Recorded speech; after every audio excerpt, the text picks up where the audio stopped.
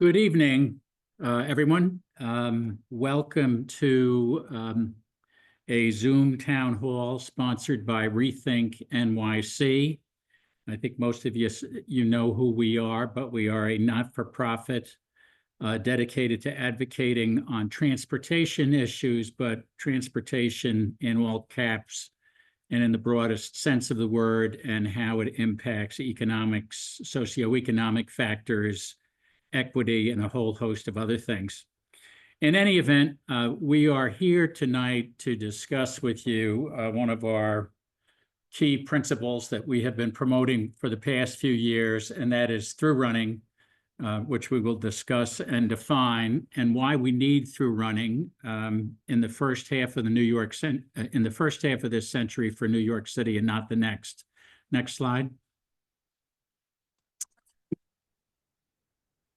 We will be joined tonight by some people that I think you know. Karim Ahmed has been working with me both privately and publicly on a lot of these issues. Some folks you may be seeing or hearing from for the first time are Cezar Nicolescu, a board member at ReThink and a member of the ReThink studio. Radheshwar, who's been working with us for some time, recently joined our board and actually did some graduate work on through running at the London School of Economics. Dr. Robert Paaswell, we only have one of his many merits down here. We'll talk about a few of the others later. We'll also have Jim Venturi, who is the vice chairperson of our advocacy organization, ReThink NYC, but he's also the founder of ReThink NYC Studio. Next slide. So first, I'm going to talk to you for a little bit about the benefits of through running and try to give you a fuller discussion of this. And let me tell you why. Next slide. We think that the narrative for through running needs to pivot. And too often we're talking about the objections to through running or why it can't happen, and forgetting to define the benefits first, how it fits the evolving needs of our region, even more so now than we and others first started proposing it, international precedents, positive environmental impacts, and improvements in our quality of life. After defining this opportunity, then we can discuss cost implications, engineering roadblocks, and challenges to implementation. But we think too much of the past dialogue has had this inverted. It is important to note at the outset, however, that many sources believe that a through-running conversion at Penn Station will be appreciably, and I mean to the tune of billions of dollars, less expensive than the planned deep cavern expansion of Penn Station to the south of the current station. For our analysis of the costs differential between ReThink's plan and the government's plans, you can look at our Appendix A.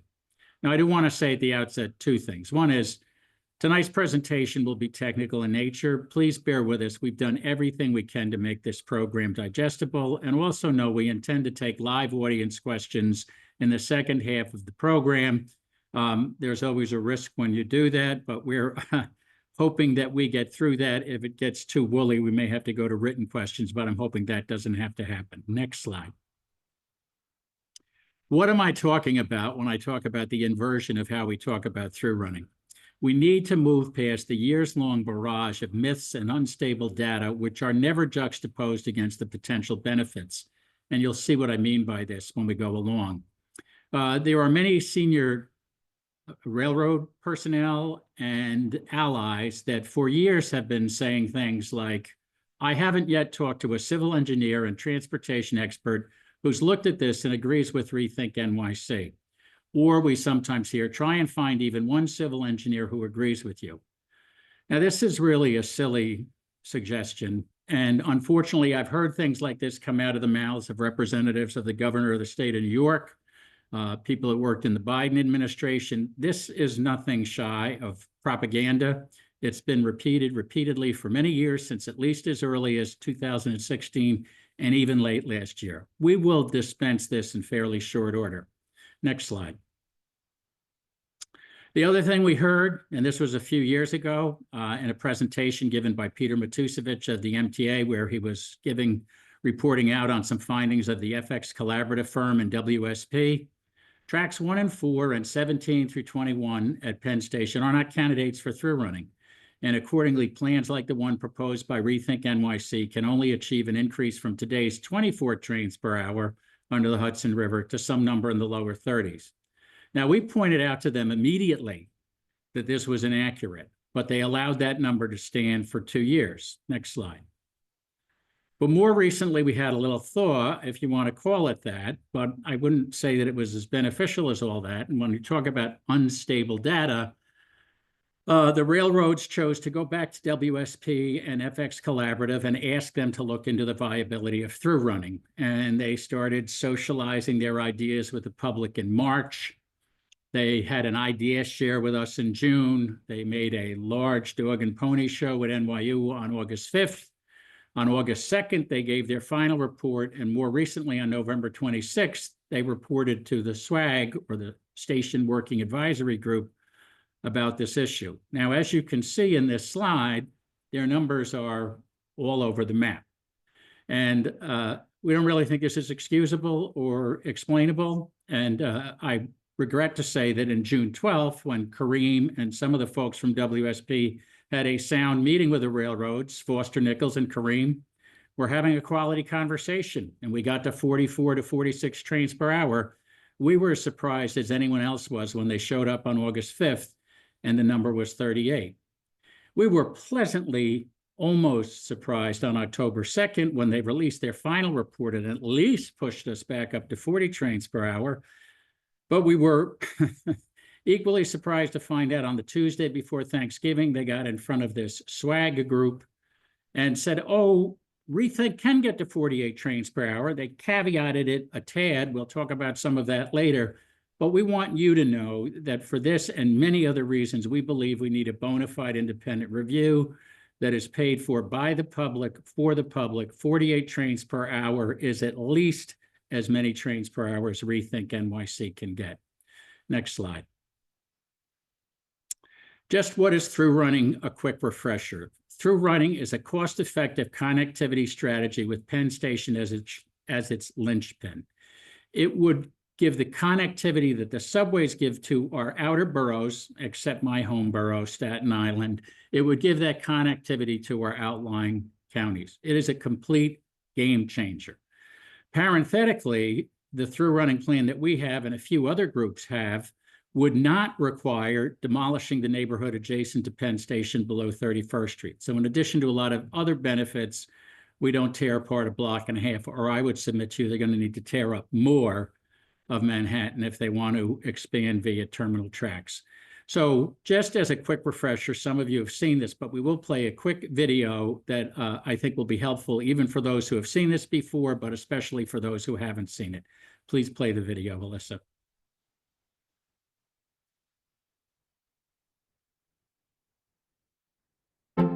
New York City has the best public transportation in the country, but it's built around getting people in and out of Manhattan. Any other kind of trip is much harder to make. That's a big limitation for millions of people living in the tri-state area. What if the whole region were connected the way Manhattan is?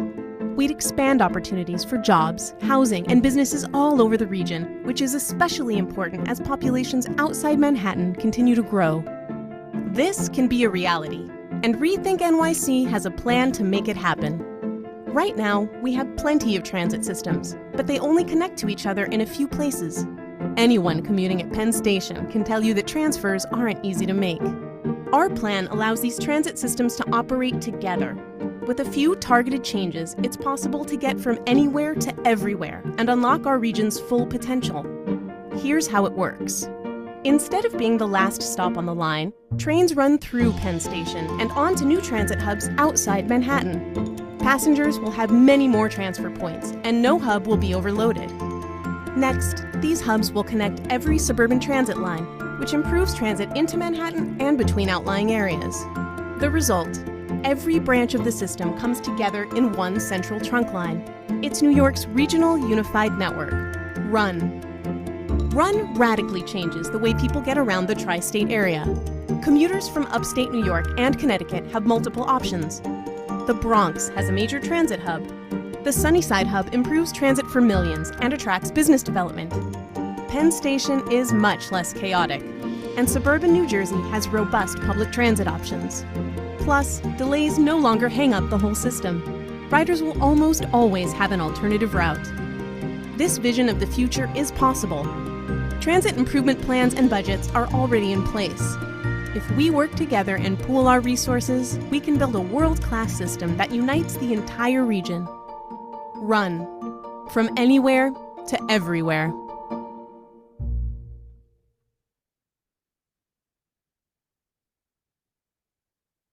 Thank you. Next slide. So anyway, I said we would talk about benefits, and I won't go through all of these. I have circulated this chart many times, but I do want to say, first things first, the through running plan that ReThink talks about, which you just saw in that video, will add greatly increased connectivity for 20 million plus regional residents. It will provide better safety as a result of improved circulation in the station. We can retire the 1910 barely legal station platforms and put in wider platforms. It will relieve pressure to cannibalize Midtown Manhattan for super talls, and there'll be no need to demolish the neighborhood adjacent to Penn Station, which will have more favorable impacts on embodied carbon release, et cetera. I've given you every other through running benefit just so we can save time. The railroads plan, they claim, will increase capacity for New Jersey Transit to 48 trains per hour, although as of this date, they still don't have a plan that can get to 48 trains per hour, and they don't want to tell us how many trains per hour their plans can get to. I suspect they're at 38, 40, maybe 42. It is very difficult if you're using the least efficient type of terminal tracks, which is what they intend to do, to get up to 48 trains per hour. They also have no increased capacity for the Long Island Railroad.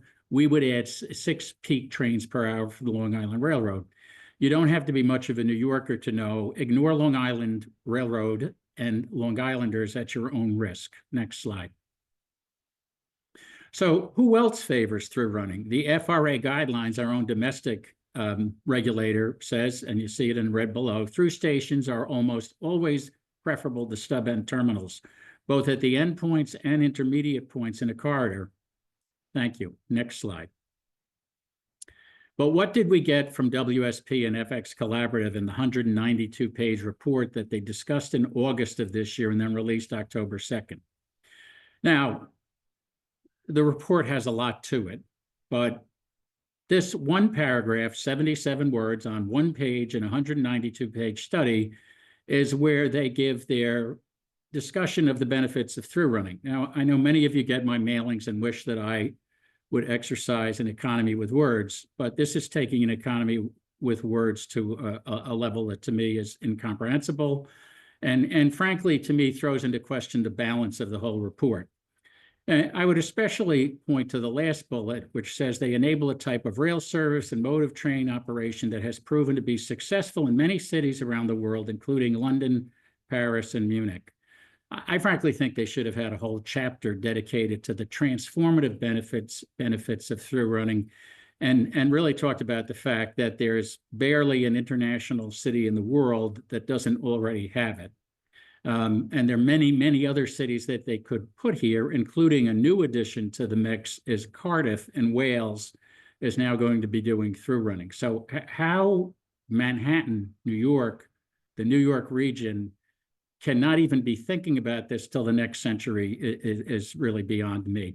But, you know, Winston Churchill believes in words matter. And so let's just take one of the 77 words in this document and talk about it. London. Next slide. London is not a through running implementation. They are now on their third through running iteration. The first one was Thameslink. And Thameslink is really relevant to what we're talking about, because they used a lot of abandoned infrastructure and implemented through running, largely through use of the London Bridge station, and it started their journey with a north-south through running operation. You know, I joined ReThink partway through the journey. They did a tremendous amount of primary research as they built their plan. I became part of the group later. This fall, I was able to visit London with Jim Venturi, and he wore me ragged going all over the system. And that's me at the London Bridge station. Next slide. But that was only their first through running iteration. Their second was the Elizabeth line and the Queen, named after Queen Elizabeth, and inaugurated just before she left us. Oh yeah, and that's our friend Andy Byford, who we'll talk about from time to time during this program. Andy is like the Where's Waldo of through running.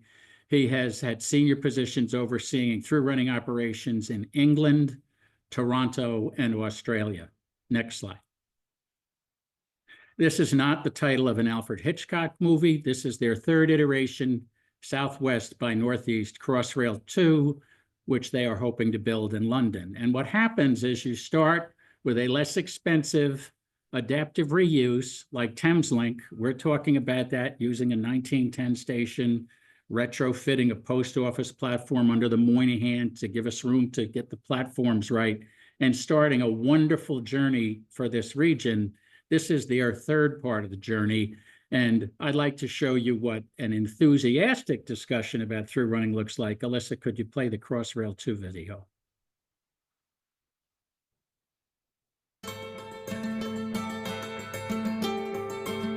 London's population is soaring. It's set to reach 10 million people by 2030. The Tube is carrying over 1.2 billion people every year, and commuter trains are already heavily congested at peak times. This growth is also putting pressure on our housing market. We both work full-time, but we can't afford to buy anywhere. We've got children and we do want to better our life, but financially it is hard. If there was a fast access from sort of deep south, it means that we can get into central London quicker. Don't have to worry about, oh, can we get to work and stuff. I mean, yeah, it'd be amazing. If we don't provide transport to connect people's homes with jobs in the centre, there is a risk that the population growth could become an economic problem rather than an opportunity to grow the city's productivity. For the London of tomorrow to thrive economically and socially, we need new infrastructure like Crossrail 2. If London is to maintain its role as a global city, leading the UK's economy, it will need a world-class transport system that connects people with jobs, homes and opportunities. By doing this, Crossrail 2 could add up to £100 billion to the UK economy. So our business is a tech startup. We're heavily reliant on access to central London. If our staff are delayed, if they can't get here on time, that really does hurt our bottom line. So through Crossrail 2, with great access to central London, that will make our lives a whole lot easier. So just being able to get in, get to meetings, speak to people when we need to speak to them, I mean, our business totally relies on that. Crossrail 2 is an important part of the solution, a transformational railway project connecting the southwest of London with the north and northeast, and onto communities beyond that support the capital. Increasing central London's rail capacity by 10%, Crossrail 2 will bring hundreds of thousands more people to within an hour's commute from employment within the heart of London, at the same time as accelerating and enabling the development of up to 200,000 homes. Waterloo Station is extremely busy. We're the busiest station in the country. Every day, hundreds of thousands of people pass through here. During the rush hour, both in the morning and the evening, every train is full. So Crossrail 2 would make a really big difference here at Waterloo. It gives people new routes, which will free up trains for our longer distance services coming in from Southampton, Portsmouth, Salisbury. There's no way that I can see we can do anything differently here without new infrastructure. But what difference will Crossrail 2 actually make to people? I need Crossrail 2 to happen because it's really important to have access to central London, just because I don't want to have to turn down jobs because I can't get there. It's amazing and I need it to happen like yesterday. The benefits of Crossrail 2 will not be limited to the capital. Using Crossrail 1 as a template, the Crossrail 2 supply chain is projected to support 60,000 jobs outside of London. We've produced iron castings for just about every major project that's gone underneath London. We've got a lot of skills locally. In creating a legacy through its apprenticeship scheme, Crossrail 2 will ensure the skills and careers of Britain's best engineers for a generation. Apprenticeships are good because you're getting the best of both worlds, so you're getting to go to work, getting that hands-on skills and everything, and then you go to college as well, so you get the units that you need to do and the education from that. The benefits I get from this apprenticeship is that I can work on site whenever I want, and also I get the qualification that I need. Every day I learn something new. I find these skills that I'm learning vital. Crossrail 2 will connect the places people live with jobs. It will unlock new homes for thousands of families and will ultimately support 200,000 jobs in London and the South East. Crossrail 2, connecting jobs, homes and opportunities.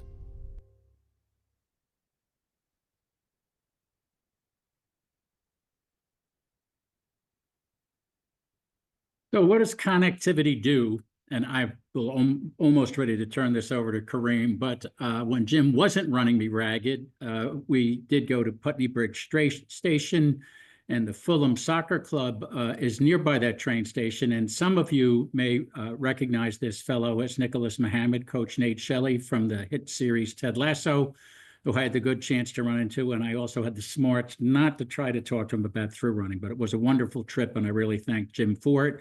And we do real research and have some fun while we're at it. Next slide. Somewhat infuriatingly, with all these benefits and the costs that we've talked about, is it any wonder that the MTA and the railroads are pursuing a categorical exclusion from Penn reconstruction? Now, that is the above-ground station piece of things, not Penn South, which is the demolition to the south of the station. And I'm sure they'll try to argue, as you should argue, through running down there. But we're not accepting of that. We think through running should happen in Penn Station proper, and we don't think you should split the environmental reviews of these two projects. They should be looked at together, because what they're trying to do is speed but dial their way to doing whatever they're going to do with the station, but build it for the 1910 platforms and not for through running. And I can promise you, if they get away with that, they will then argue that we can't do through running at Penn Station because we just spent a couple of $2 billion to do something else. This reminds me of when Robert Moses built those arched bridges leading out to Jones Beach so that people couldn't get through and get out there. It's the same sort of indirection and obfuscation, and we should not allow that to happen. Many civic and neighborhood groups have objected about this to the FRA. Let's see if the public counts. I think we probably will. Next slide. Just before I turn it over, we are one of many through running proposals. The Institute for Rational Urban Mobility has a proposal. The Effective Transit Alliance has a proposal. Robert Praviti, Mysore Nagaraja, and Howard Sackle have a proposal, and Sanjeev Ramchandra and the Tri-State Transportation Campaign all have proposals. We all think our proposal is the best. And we have differences, but what we agree on is that we encourage decision makers, the press, and the public to learn the other proposals as well. And there is in these proposals a multitude of support to see through running implemented at Penn Station in the first half of the 21st century, and that unifying theme is welcome. Next slide. And now I'd like to turn this over to Karim Ahmed, who's been a senior transit advisor at RethinkNYC for some time. Thank you for the introduction, Sam. I'm going to start tonight by contextualizing the content of this evening's event. All too often, the urgency of today's needs are used as a pretext to skip discussing the background of why today's needs are so urgent in the first place. One point that has been increasingly evident in our meetings with the railroads and other groups who disagree with our approach is that ReThink and our coalition members think that the questions the railroads are asking are outdated and out of touch, which means even if the answers to those questions are right in today's context, they're still wrong. And tonight, I'd like to reframe how we see and understand the history of what has led up to this moment we're in, and why now is the time for through running. Much of the research and sources are taken from the New York City Comptroller's Office, who in many ways were and remain ahead of their time. Slide, please. So we'll start in the 1990s, particularly on the issuance of the critical report ARC, Access to the Region's Core. ARC was a response to the growing demand from New Jersey transit commuters who wanted to enter Midtown Manhattan, primarily on a very 9-to-5 sort of schedule. ARC's research was based on commuting patterns and data from the 1990s and previously, and was driven by influxes in population in New Jersey and projections of continued growth in New Jersey, which had relatively affordable housing prices compared to New York, where housing appreciation was already stripping national trends. Slide, please. Of course, the new millennium brought with it a great tragedy in New York, which upended the nation, but much more poignantly upended the island of Manhattan and the tri-state area. Slide.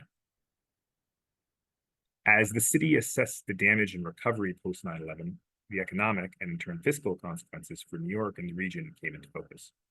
Not only were the towers lost, but much of lower Manhattan was in shambles, and from the early 2000s, we can see a new attention given to growing trends of diversification of office activity outside of Manhattan. Slide. The incoming Mayor Bloomberg was presented with the challenge of how to proceed with the city's recovery upon taking office. Part of the strategy was to widely reinvent the city and beyond just Manhattan, with massive zoning changes from northern Brooklyn starting in 2005, along the East River waterfront to Long Island City starting in 2008, up to the Harlem River and the South Bronx rezoning starting in 2009. Slide, please. Much of the recovery and much of the challenge of the recovery, as is so often the case, is the recovery across the geography and across different social classes. Many in the tri-state area were able to make the recovery after post 9/11, but many others struggled. It was increasingly clear that the region's residents were not ready or equipped. The region itself was not ready or equipped with the skills needed to thrive for an economic recovery into the 21st century. Slide. And put very simply, the financial crash of 2008 did not happen. Slide. The city began to take another approach after the crash, which was to move into a more data-heavy, analytic, and proactive look at itself. The growing city also needed to make improvements to all kinds of infrastructure, ranging from traditional infrastructure like roads and water to new kinds of infrastructure, fiber and data. The crash also cracked the housing market, which led to diminished housing construction in the coming years. Slide. Towards the end of the 20aughts, ARC's final environmental impact statement, after much editing and redesign, was approved in October 2008, the same month that many of the world markets were plummeting. Somehow, the ARC project remained on track till 2010, when Governor Chris Christie pulled the plug on it, citing cost overruns and general concerns over the budget. Slide 27. Next slide, please. In the new decade, on the New York side of the Hudson, the MTA was not shy to invest in major infrastructure projects, not only to support more commuters into Manhattan through projects like East Side Access and the Newport Authority bus terminal, but also to support commuters moving in the reverse peak direction during the peak hour. We refer to these folks much through our presentation, but these are basically people who are moving away from Manhattan in their commute. For instance, the Third Track project was designed to allow reverse commuters going out to Long Island, destinations like Mineola, without decreasing express service in the peak direction. Penn Station access was designed to allow reverse peak commuters, in this case along the Eastern Bronx, to commute along the New Haven line, Metro North, to destinations like Stamford and New Rochelle. Slide.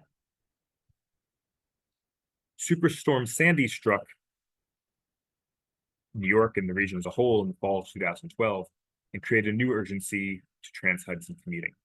Namely, the brackish water that flooded the Hudson River tunnels, which carried New Jersey Transit and Amtrak, created corrosion in those tunnels, and that corrosion needed to be repaired thoroughly for long-term stability. Those repairs could not be done while the trains still operate in the tunnel, and therefore new tunnels would need to be constructed in order to stage construction in the old tunnels. The new tunnel project became known as Gateway Part 1, and Gateway Part 2 would be the station work to allow new transit capacity once the two old tunnels were restored. Senator Schumer secured funds to make a portal for the new tunnels as part of the recovery funds of Superstorm Sandy in advance of Hudson Yards, which otherwise might have put structure in the way. However, much of the infrastructure planning, including the properties that were purchased for the tunnel ventilation and routing on the New Jersey side of the river, were directly adopted from ARC, as was much of the research surrounding the feasibility of such a project. Slide. The Comptroller's Office published two really interesting reports in 2017 and 2018, which I highly recommend that everyone here take a look at. They were about the changing landscape of jobs in the region and how the MTA was falling behind in terms of the needs of the region to serve those changes. The growing industries in the region, particularly the tech industry, medicine, and that I mean attraction for hospitals, creative industries, and hospitality, were the regions that were growing, not just the traditional industries people associated with New York in the acronym of the FIRE industries. And they happen to be round-the-clock industries, which served all times of day and required transit at all times of day to keep those jobs going. So the model of the 9 to 5 commute was changing due to the kinds of jobs in the region, even more than before. And the Comptroller's Office really identified that we're falling behind in terms of supporting those people getting to those jobs. And this was all before, slide, the coronavirus pandemic. COVID-19, at first due to necessity and later due to convenience, radically changed the landscape of remote and in-person work, as well as the landscape of the city. The huge drop in office attendance during the early days of COVID shuttered retail businesses, but created a huge new demand for delivery and warehousing businesses for all types of goods. The market pressures for commercial office space and retail space morphed and adjusted to make different kinds of business models make more or less sense throughout the region. Commercial districts began to discuss conversions of commercial buildings to residential buildings. We're still feeling those impacts, although the biggest impacts of them have started to settle already. Slide.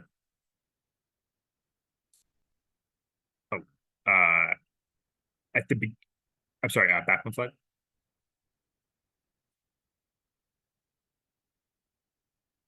At the beginning of the 2020s, between new COVID protocols and vaccines, the trends that white-collar workers and business owners experienced were not forgotten.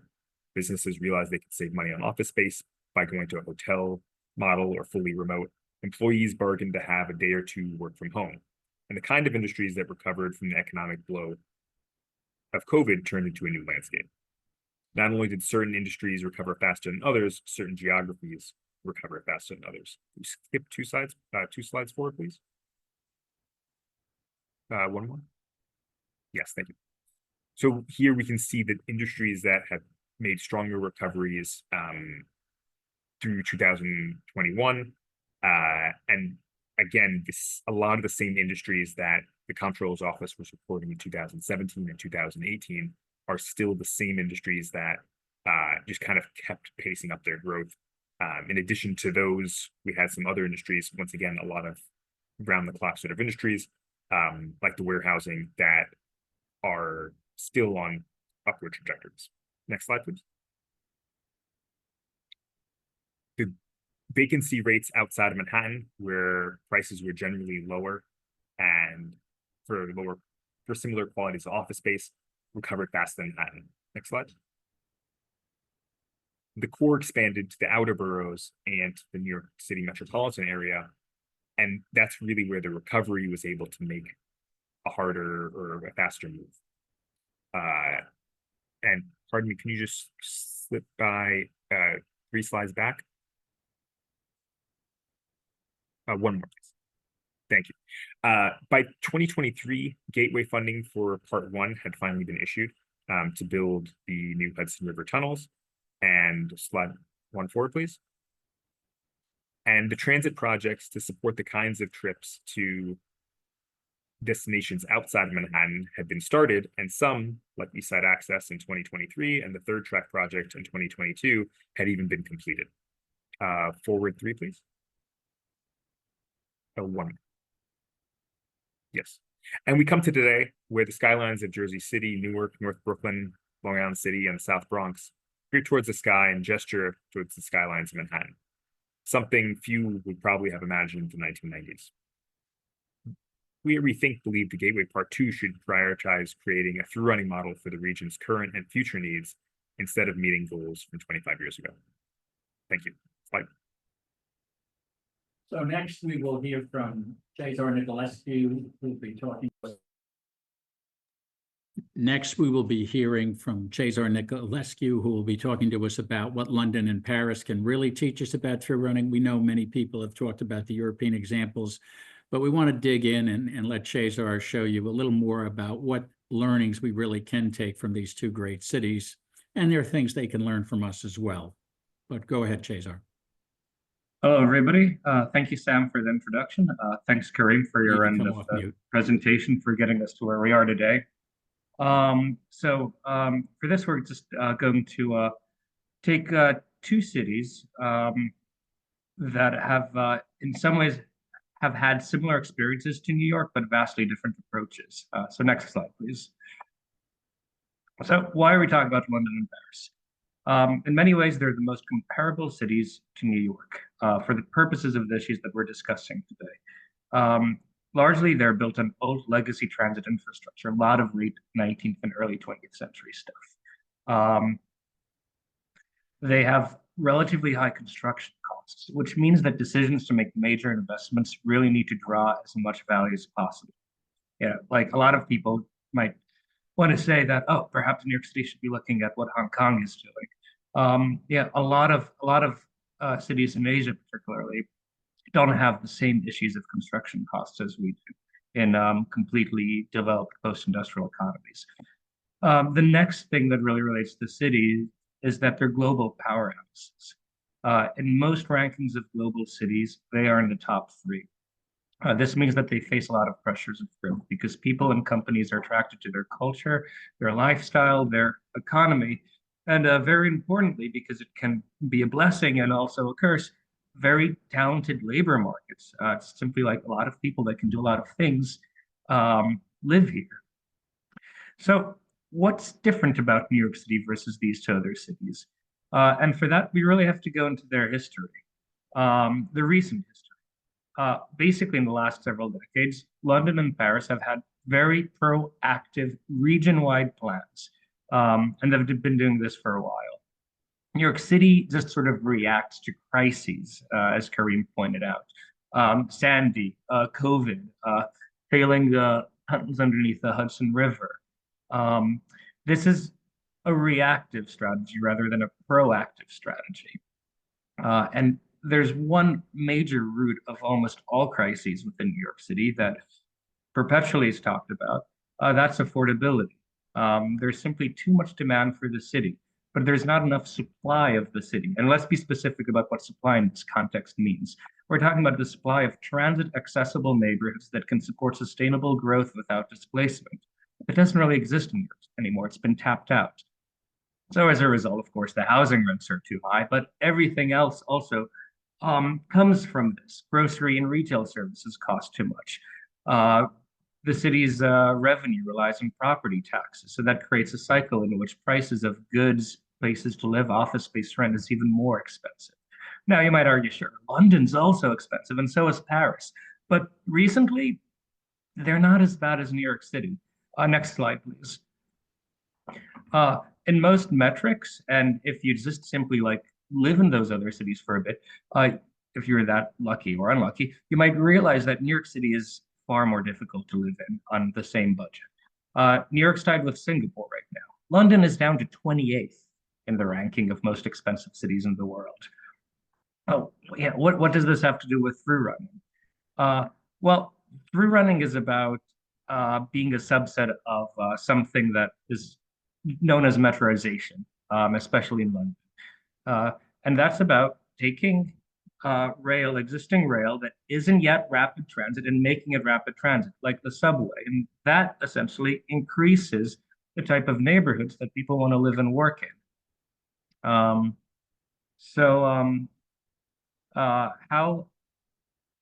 What does this actually do for cities? Well, that's what we're going to be looking at. Next slide, please. So Paris is an example that the benefits of through running and metroization can be experienced quite easily. The major thing is that Paris's historic urban fabric, which is iconic, adds to its global brand, gives the city its desirability to live, to visit, to work in, is preserved. And it has also been able to integrate itself in the global economy with being able to support a large amount of service industry because it can also build business centers like what you see in the background, La Défense. And then in the foreground, you have the historic city almost perfectly intact. Next slide. This is a graphic from London. This is a graphic from the GLA, which is their regional planning administration, but also their city government at the same time. And in London's plans, they anticipate growth, and they anticipate a range of growth. And they know that they just can't simply coast on surplus capacity because they had a population decline in the middle of the 20th century, like New York had. And that's what you can see in this graph. You see that blue dotted line essentially represents a stagnancy. And then they realized in 2000, we don't have that surplus anymore. We have to expand. We have to plan for the future. Next slide. So when you look at London's planning documents, they don't look anything like New York City's planning documents. They have numbers at every single station, at every single transit hub for how much housing they can add, how many jobs they can add, how many office spaces they can add, how many houses. They have opportunity areas. They have connections. And we'll talk about how these numbers are formulated maybe in greater detail later, but essentially in these graphics, they all rely on metroized service, and at the core of metroized service is through running. So that purple line that you see connecting all of these hubs in East London, that's the Elizabeth line. That's the first Crossrail project that just opened up to success. Next slide. And they're continuing. Sam was talking about Crossrail 2. Well, this is Crossrail 2. It allows more expansion of housing and office markets. It allows more connectivity. It allows more places to live and work. And as a result, it creates a stability in things like rents while the city's still allowed to absorb economic growth. Next slide. So before we get into a bit more detail, I just want to get into some key terms and understanding of the way the cities work. So let's just quickly talk about four typology. You have suburbs. So suburbs, right here, we have Montclair. No, yeah, we have Montclair, New Jersey. You have a commuter hub on a branch line. We go into greater density, and you have something that we can call metropolitanized districts. Essentially, it's a place that used to have suburban density, maybe in this case 100 years ago. But because the transit network, which used to be a commuter network, has been absorbed into rapid transit, it's something else. It's like parts of Brooklyn, parts of Queens, parts of Long Island and Westchester that are close to the city. You can rely on very consistent service. Then furthermore, you have the urban core, when all of these branch lines of the rapid transit system become trunk lines. So that's like Manhattan, North Brooklyn, where you have a colored line that isn't just the A or the C, but it's the A, the C, and the E, the B, the D, and the F. You have very rapid service. And then finally, you have central business districts, which are very important to understanding the way a region can grow polycentrically. And New York City right now only has one, Midtown, because Midtown is the only place where you have regional transit combining with the rapid transit system. That means you have entire labor market access for the whole region and the whole city. Next. So let's go a bit back to Paris in greater detail. This picture, by the way, is Gare d'Orsay, which was the inspiration for the original Penn station in the infrastructural sense. It was built as a through-running station, but it never got to be a through-running station in its life. It was also the first urban station that could support electric traction, and that's what you see over here through a third rail. So let's talk about a bit later than this. Let's talk about Paris's condition in the 1960s. So you think Paris in the 1960s, and maybe you were thinking like Brigitte Bardot and the philosophers drinking coffee in cafes in the left bank. But it actually was something else. Next slide. It was quite a difficult place to live. It was overcrowded. Traffic was absolutely rampant. It looks like a parking lot in what's now Place de Concorde. There were urban renewal plans that were seriously suggested, though they were extremely unpopular with the public at large. That Terrain de Parc scheme you see, that's Le Corbusier's Villa Radius, which was supposed to replace the center of Paris. And importantly, Paris, and like most of Europe in the 1960s, was finally reaching a point in which they were recovering from World War II to the point that they needed to be part of the new global economy. And like New York, they needed to build a city for the service industry. They needed basically skyscrapers with large floor plates. In the middle of that picture, you see Tour Montparnasse. It was the first skyscraper built in Paris, and lo and behold, it was extremely unpopular because what it did to the iconic brand value of Paris's historic urban fabric. Next slide. To give you a sense, this is the district around Opera, which, yes, it's the Opera House, but it's also the old hub, perhaps called the Times Square, where all of the metro lines, or many metro lines, intersected. By the early 20th century, this is where a lot of businesses were headquartered. But this type of urban fabric wasn't scalable. So what do? Do you build skyscrapers in this neighborhood? Well, Paris's solution was that they were going to expand the city. They were going to build a new central business district, which will be La Défense, and they were going to create a polycentric region. And to do that, well, they had to expand transit. Next slide. But they couldn't just simply expand the metro. If you look at this image of the metro, well, it does look different now, but the scale of it is the same. The stations are very small compared to New York. The trains are narrow, they're short.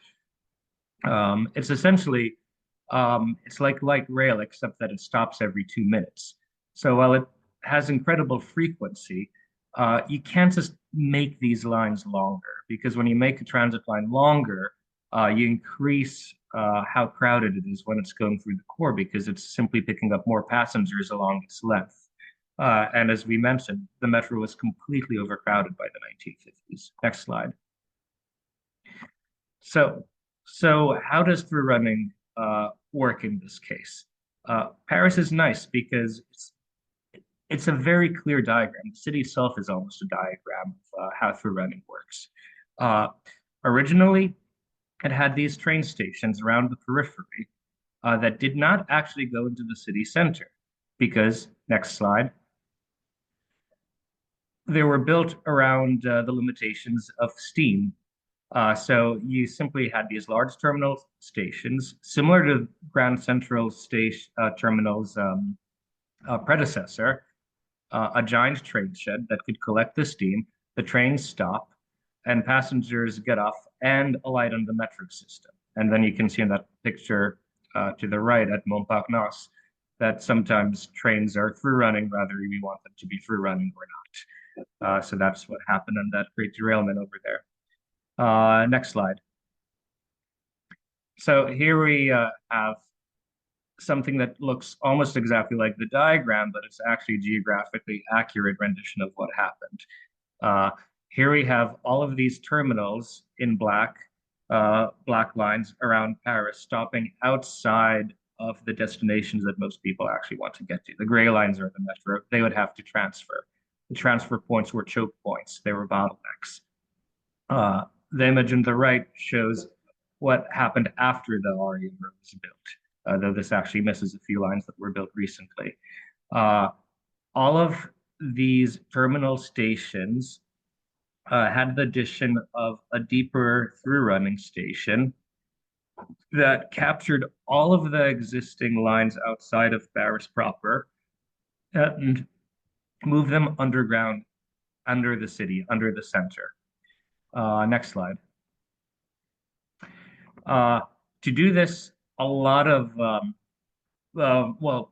there was a few extremely expensive endeavors. The biggest one was the construction of Les Halles, which is sort of, how should I say, the new Times Square of Paris, in which all of the through-running RER lines meet. Next slide. And this was done in a very sophisticated way that actually takes inspiration from New York City's own IMD system in the 1930s. So think Hoyt-Schermerhorn or West 4th Street, in which you have a lot of different lines combining with each other, but they don't cross over each other. And when they meet at the platform level, it's very easy to do cross-platform transfers between the A, C, B, D, E, F, and Hoyt-Schermerhorn to G. That's essentially the principle of the RER. It's seamless. It's absolutely seamless. And then on that diagram down there, you see that station Luxembourg. Next slide. Well, actually, we'll talk about that later.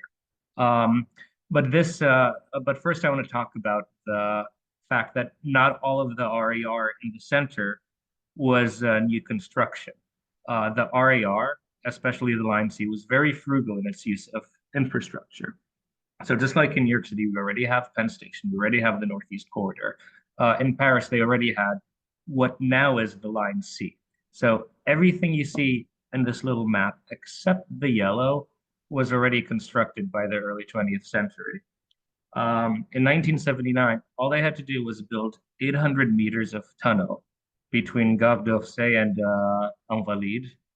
And next slide. The result was opening up a whole network. So everything that you see that's yellow, that's the RERC. And it provides direct access to the core at many stops. And then it creates also an orbital route all the way to the north. And while we're looking at this map, I'd also like to point out, you see Châtelet-Léal, which was the station previously we talked about in the center, where you have the green and the red merging with cross-platform transfers. And then look all the way to the left, to the west and a bit north, and you have La Défense. And you can see the way that the platforms intersect over there from several of the RER services. La Défense, again, that's Paris's new CBD. By having this type of connectivity to regional rail system, you are able to access the whole labor market of the region. So, you know, it's like basically building a new midtown outside the city that takes a lot of pressure off development, lowers the price of doing business in a city, and ultimately makes the city more scalable. Next slide.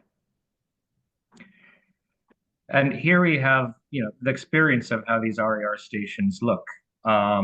Again, only the ones in the middle and the underground portion underneath the old city had to be created. So you have Châtelet-Léal.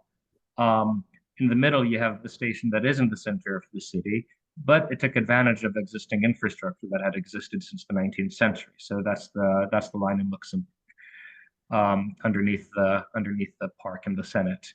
And then to the right, that's a branch line, essentially. It's a far, far off suburb, but they get metroized service that's ubiquitous enough that it's like they live in a city. You just have to wait a few minutes and voila, there's a train. Next slide. So, obviously, when we talk about things like Paris and the RER in the context of New York, it seems that we're maybe being a bit too ambitious by the standards of the city. And we're given a list of reasons as to why you can't do it in New York. But the thing is, these obstacles are not insurmountable. And naturally, any single place in the world that has had experience with through running and metroization had to go past the same exact obstacles. You don't have a universe in which different private companies built every piece of their own infrastructure to be compatible with each other, right? You're always going to have different electrical systems, different labor standards, et cetera, et cetera. We can go into detail on these issues for tit for tat, but something that I can suggest more interested members of the audience to look into is this publication in the magazine Japan Railway and Transport Review by Louis Sato and Philippe Sieg from 2000. And they can walk you through every single obstacle that Paris's planners were able to surmount. Next slide. So just to summarize, these are major obstacles. These obstacles might exist in New York. They exist in London, definitely, and they were easily surmounted in both Paris and London. Next slide. Of course, the biggest one on a macro scale are the multiple agencies. Again, if there is the will to have a scalable region, to have a modern transit system, this isn't really a problem. Paris had multiple operating standards, multiple bureaucratic divides. They were able to dissolve them with the political will. And, this is consensus building, what we're doing right now, essentially. But the more people believe in the necessity for through running, and through running now, not through running in 80 years, the more we realize that this is going to be something that we have to solve, but it's not an obstacle. It's just part of the path. Next slide. And then all of the other physical issues, there are solutions. In fact, in New York, we've already used many of these solutions. The MTA has procured rolling stock that can work both on LIRR and Metro North, despite the fact that their third rail is aligned differently. Platform heights are easy to solve in many different ways. Obviously, ticketing should be a moot point with smartphones, and operations, again, they're not trivial, but they're surmountable. Next slide. The rolling stock is important. One important thing to realize is that when you have a system of metroization, it has to be like a subway and like a commuter train. That means it has to have the seats for long, comfortable rides, and it also has to have standing room when it's going through the core. This isn't an issue. A lot of European train typologies do this. You have double-decker trains, and where they are single-decked to allow for egress near the ends of the car, you have standing room. And the boarding times and deboarding times are very quick, just like the subway, if you're near these doors. So in this illustration, well, it's in French, unfortunately, but you can see the minutes of how long it takes to disembark from these various locations. Next slide.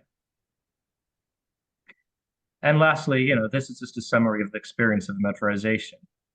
You don't consult a timetable or even look at Google Maps when you're in your suburban train station anymore. You just use it like a subway. You show up and go. And once you show up, you have access to the whole region. And you don't think about it as much as you do if you live in a sort of commuter paradigm that we have right now. So this means access to multiple CBDs and, in Paris's case, access to the preserved historic core, which didn't have to be demolished for Paris to be part of the global economy. Next slide. So I'll just quickly go through London. London's very applicable to New York because London has faced the same issues of growth and found ways to aggressively expand the amount of areas that can absorb growth. And they've been very explicit about how they do this. And they've been very explicit about the fact that they use metroization and through running to do this. Next slide. Something to note about London is that, like the New York region, London is very spread out. You can say that Paris and its region are more compact. London's kind of like New York. It's kind of like Outer Queens. It's kind of like Nassau County. People live in houses with gardens, but they're still connected by ubiquitous rapid transit. Part of this is that they have a really great bus network, and they really took advantage of almost every single piece of rail infrastructure. They don't leave things completely abandoned as much as in New York, and they don't leave things with only 4 trains per hour like in New York. They really try to maximize frequency and ubiquity. Next slide. Their first free-running project, as Sam mentioned, was Thameslink. It came from existing infrastructure in its first iteration. There was an abandoned rail tunnel. They opened it up again.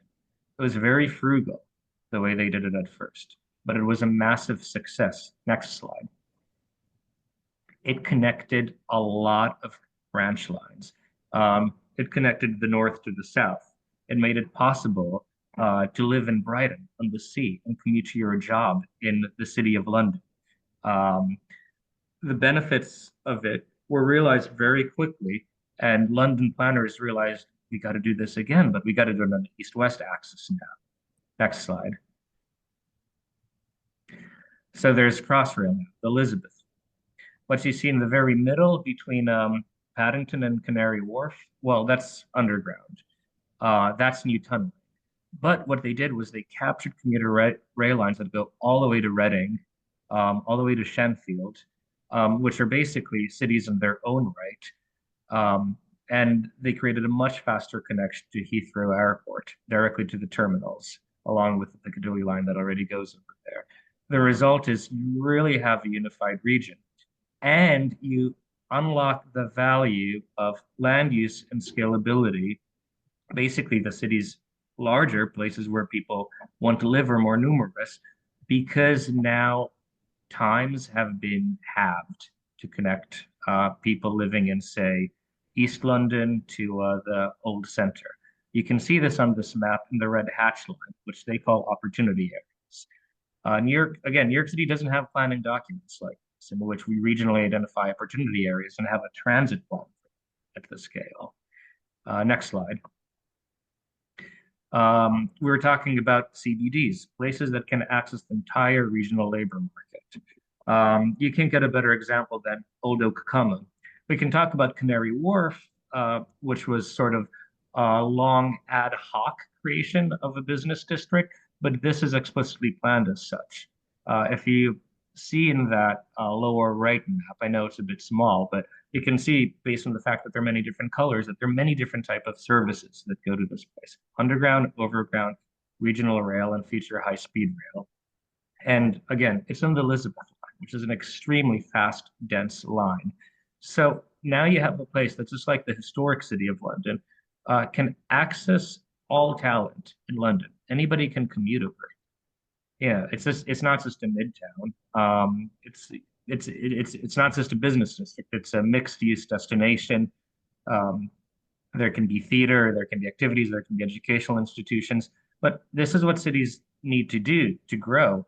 If New York City only grows in Midtown because every service terminates in Midtown, and no two opposite parts of the region are connected to each other with through running, then only Midtown can absorb the type of economic growth that requires you to have people commuting from everywhere in the region. So, Fortune 500 companies or pretty much most service industries. London and Paris explicitly unlock more CBDs for a polycentric region. Next slide. So yeah, I'll just end with these graphics because they're so great.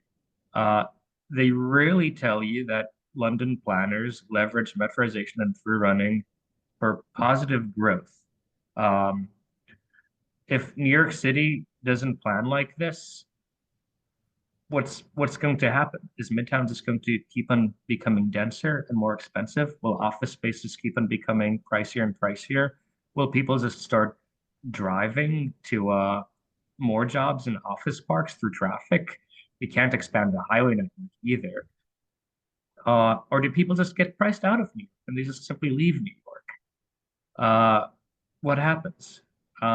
London knows that future is untenable. So they've made plans and have been, very communicative about what these plans do and how these plans work. Next slide. So city in the east, that's basically happened already. City in the west is the next thing that they're doing. Through running, metrization, land use, urban expansion, it's all happening together, and they're in the third iteration, and we haven't even started with the most obvious iteration using existing infrastructure, the Northeast Corridor, which is the most connective rail line in the country. Next slide. For any of this to happen, you need to have a recognition that we are a region. We're not just like 5 boroughs. London has had multiple successions of growth, and they've always grown into their boundary. And what the 3 through running projects we quickly went through now do is that they are growing into the present boundary that they've had since 1965. To the right, you see the fact that the political boundary is actually aligned with how the city lights up at night from space. In New York City, you don't get that. So we need to really concentrate on making a plan for the future. What type of life do we want to have as New Yorkers in the next century? Through running is a foundational core component to all of this, and we can't just wait a century to solve it. Thank you. Okay, next we're going to go to Radheshwar, and she will talk to us a little about some of the representative environmental benefits of through running. I know we are running a little long. Just know that Karim and I are going to go through some objections of the railroads. We're going to give Jim and Buzz a chance to give a quick chat to you all, and then we'll open it up for questions. So I'm hopeful by at 7:30 at the latest, we will be getting to questions, and we appreciate your patience. Go right ahead, Damu.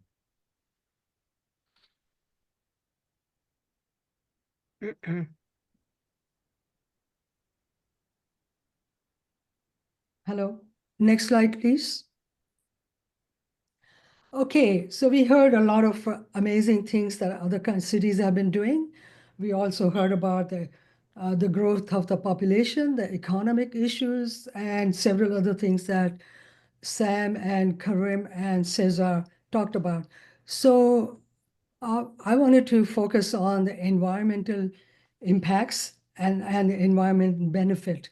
If we can meet the impacts, if you can deal with the impacts, then there will be a lot of benefits that we get out of through running here. So this part of the presentation will basically talk about 4 points. The carbon impact, the commute by train versus the cars or the small trucks. We'll talk about that a little bit. Embodied carbon impact from demolition and new construction activity. Through running trains will help us with saving some of the carbon-related issues here. Then also saving the energy from less idling. Through running will not be idling at the Penn station for a long time. Then, of course, the run, we talked about run a little bit, and this brings us to the polycentric communities. Next, please. So the passenger trains versus the commute by cars. Transit rail is 70% more energy. Yeah, transit rail is 70% more energy efficient per passenger mile than the cars. We knew about that. So the individual can avoid driving 4,400 miles each year by taking public transport. Similarly, US will save about 6 billion gallons of gasoline annually by using a public transit, and 63 million metric tons of carbon emissions will be reduced if you take the public transport.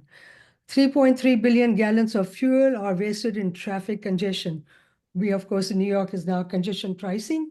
We may start seeing the blue skies soon. Next, please. Continuing with the environment benefits, greater efficiency can be achieved by 2 tracks of railroad as opposed to the 16 tracks of the roadway. We know about the issues we already have in New York with BQE and Cross Bronx. So think about if you did not have to expand on those or save on the carbon pollution coming from all the congestion on those 2 highways. If you only had 2 train tracks, things will be much better. Next, please. So through running conversion at Penn Station. ReThink proposal for through running does not require expansion of the footprint of the existing Penn Station. Sam talked about that a little bit. Through running as a means to create unified regional rail system. We talked about that already. The through running trains reduce idling time. I just spoke about that a minute ago. Next, please. Through running creates a unified rail network. We talked about that. The illustration on the left shows about 400,000 cross-regional commuters in greater New York area. So we had already looked at some of the diagrams of New York on that. The cross-regional work trips likely influence regional development. We call those the polycentric communities. Those are TODs, transit-oriented developments, which can happen at the periphery of New York City. Next, please. So let's talk about now emission by sectors. The building operations and the building materials, they generate about 40% of the global CO2 emissions. The transportation generates 23%. So what we are looking here would be like, how do we try to be more efficient with different modalities, reduce the transport emissions, and also about the building emissions. Next, please. So buildings have embodied carbon in the building materials. How does that work? The buildings, when we build a building, we typically have all the materials which get taken out of the ground or they're manufactured, and they bring the carbon into the materials when the buildings are built. So embodied carbon is a CO2 released during building construction. It's all the carbon emitted before the building is occupied. In the existing building, the embodied carbon has been there from when the time the buildings were built. By 2030, embodied carbon will be responsible for 74% of all the CO2 emissions from new buildings. Next, please. So talking about embodied carbon, we can see here the green lines here show the embodied carbon. Once a building is built, that stays stationary within the building itself, within the volume of the building itself. However, the operational carbon that changes based on the requirement on the way the building has to function. So as I said before, total contribution comes to about 40% of the global CO2 emissions. Next, please. So transforming, of course, what happened is that we started to look at what can happen here. So New York City and many institutions realized that climate challenges to the future of humanity and inspired a high-level commitment within the organization. So here's the New York City Carbon Challenge, launched in 2007. It talks about, again, limiting the greenhouse gases, emissions from the greenhouse gases. Next, please. Advocacy for a Green Codes Task Force that also does the same thing, started in 2008. Various different groups of people, design-oriented people, real estate, engineering, sustainability experts, they all made a stakeholder commitment to monitor and reduce the future carbon greenhouse gases. Next, please. U.S. General Services Administration, they also talked about high-performance green buildings. With growing awareness of the green building industry, there's a rising focus on considering embodied carbon when making decisions about maintaining and repairing historic structures, as reusing existing buildings can significantly reduce carbon emissions compared to the constructing new ones. Next, please. So when we talk about, again, back to how the buildings are emitting, the extraction of material, I just talked about that before, manufacturing process, etc. Then eventual demolition and removal of the end of life and processing of any waste. Once you demolish a building, all the embodied carbon that were in the materials in the existing building, you already are losing the benefit from that. And in addition to that, when you build a new building, you're getting new materials, so you're adding to the carbon. So it takes about 10 to 80 years for a new building that's 30% more efficient than an average performing existing building to overcome the negative climate change impact related to construction process. This is very important to remember when you are starting to analyze the life of an old building and you want to see if you really should be taking it down. Next, please. So New York City has more than 5 billion square feet of mixed-use buildings. The nearly 1 million buildings of that in New York City were constructed through a rich history of evolving building technologies spanning many eras of economic expansion and contraction. In 2014, energy use in these buildings, all the buildings in New York that emit carbon dioxide, is almost 36 million tons of carbon dioxide. Next, please. Building preservation equals to planet preservation. Historic building philosophy and practice should move from the edge to the center of construction policy. To achieve 80-50 commitment, which is the New York City commitment for environment, reduce from the 2005 baseline, the citywide carbon dioxide, which is really at this point 44.5 million tons of CO2, we need to reduce it by 2050. Preserve, not build, adapt, and reuse. Next, please.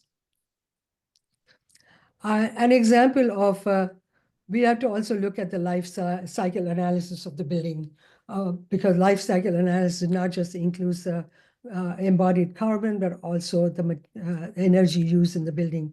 So an example of life cycle analysis of a certain project done in California was that over 60 years, the embodied emission, because once the building is built, the carbon is just intact within the building. So for 60 years, it will continue to be the same, as opposed to when the building is built, within 20 years of that, if you add up the carbon from the 20 years that you have just built to the continuing thing, you'll find that 46, you'll find that the embodied emissions shoot up to 46%, reinforcing the importance of embodied carbon in achieving a near-term reduction goals. This is a little complicated to understand. I probably don't have time to explain it more, but the diagram is here right now to show that. Next, please. Similarly, assessing what is a ground-up construction. The left diagram shows that all the elements that go into all the elements that go into the new building, as opposed to when you're reusing an existing building, it shows much smaller of the analysis shows much smaller of the units of energy and carbon that will be in the, if you're reusing the building. Next, please. So quickly moving to the situation at Penn Station, now that we know the background, what's happened is that in this particular case, the map here shows the general project plan, which was done by Empire State Development Project. It shows the proposed demolition. Well, first of all, there's a red line, which may or may not be very clearly visible because that's too thin. It shows that outline of the project limit. And then the yellow blocks show surrounding the blue area, which is the existing Penn Station and Monahan Train Hall.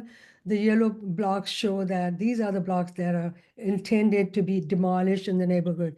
As Sam said, it's about a block, more than one block. You can see here one block. The part of the block that's circled here, that's the one that's already been torn down. That's the Pennsylvania, Hotel Pennsylvania. That's already been torn down, which is about 20% of the entire area of all the demolition that designated in this plan. Next, please.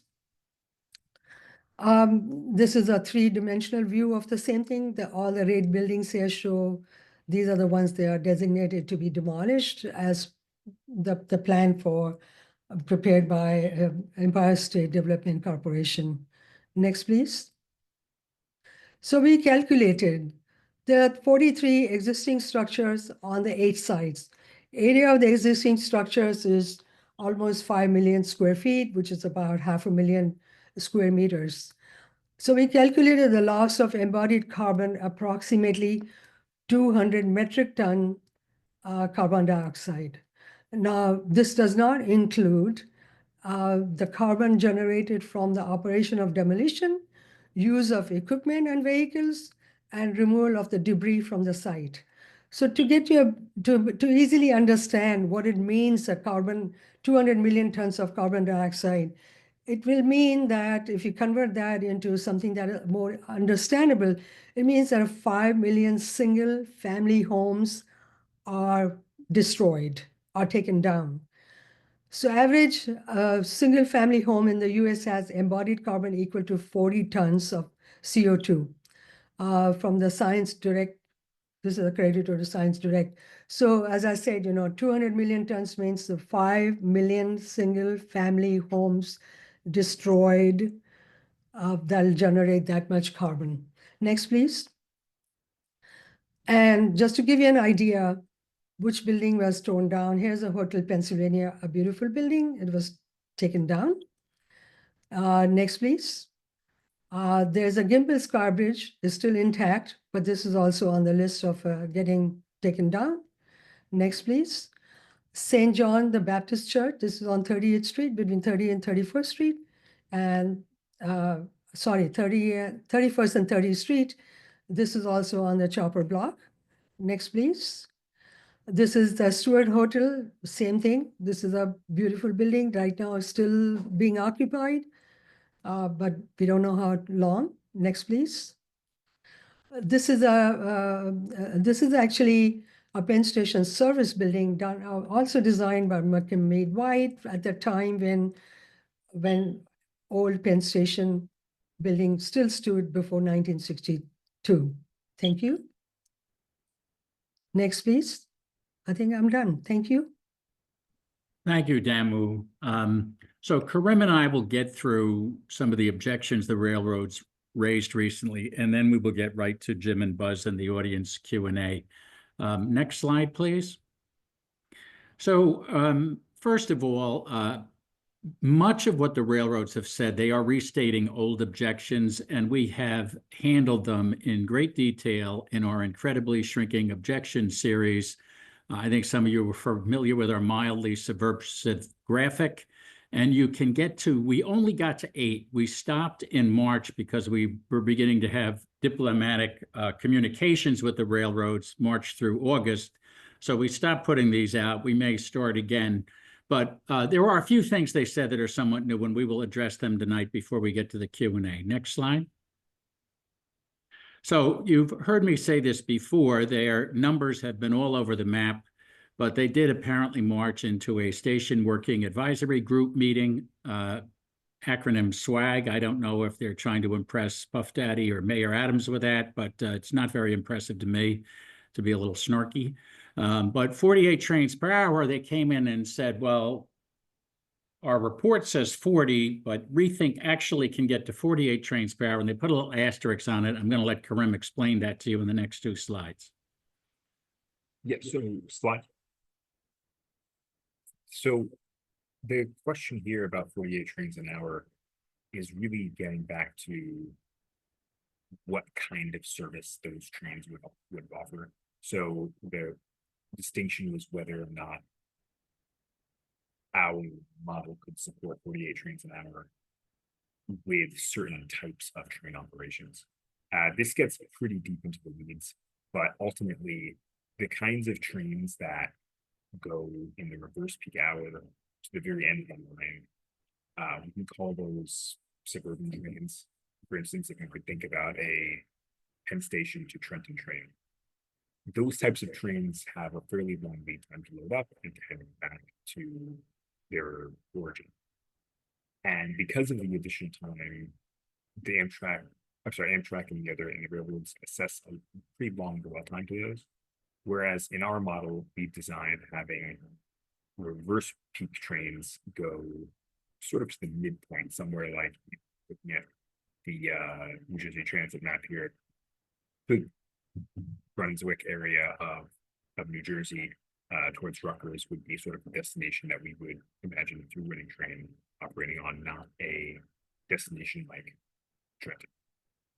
The sort of conclusion of this is that the New Jersey transit system would have to operate a lot more like the Metro North or Long Island Railroad systems, where you would probably have to transfer, make at least make one transfer to go from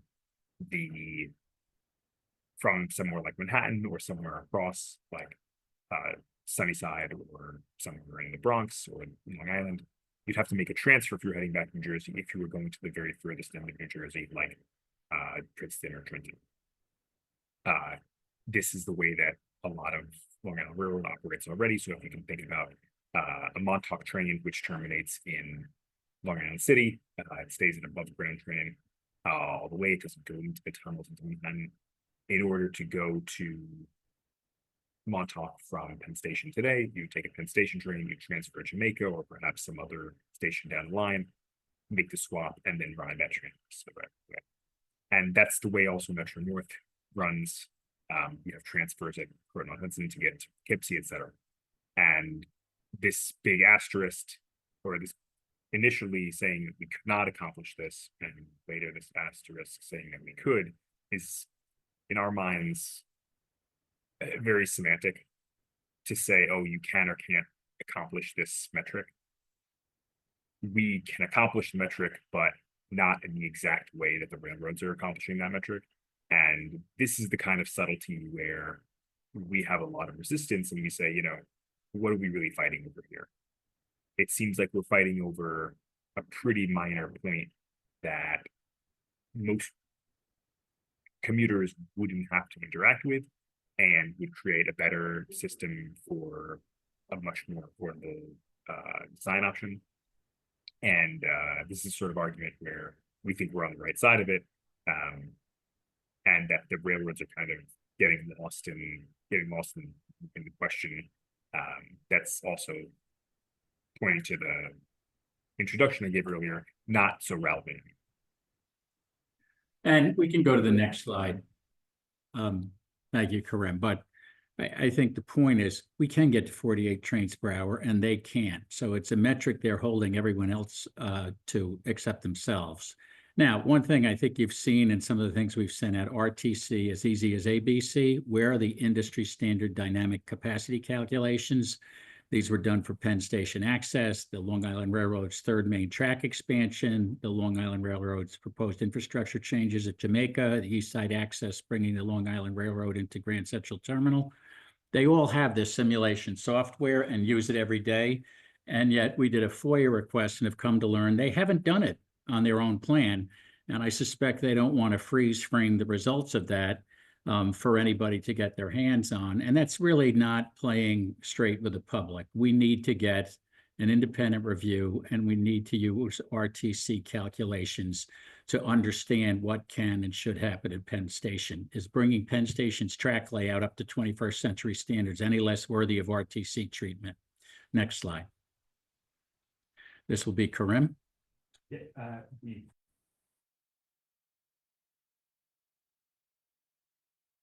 you for unmuting me. We faced a lot of criticism about whether or not the plan is constructible or feasible from a staging perspective. A lot of these were claims that we faced for, I'd say, from 2017 to about 2023 or 4, and then early on in 2024, these meetings that we had with the railroads where they acknowledged that this is feasible, sort of put that to rest. Next slide, please. This is also Karim. Yeah, another point that we've spoken about with the railroads has been about rolling stock, and particularly the electrification standards that vary throughout the system. Currently, there's a number of different catenary and third rail style electrification standards, as well as portions of the network which are unelectrified.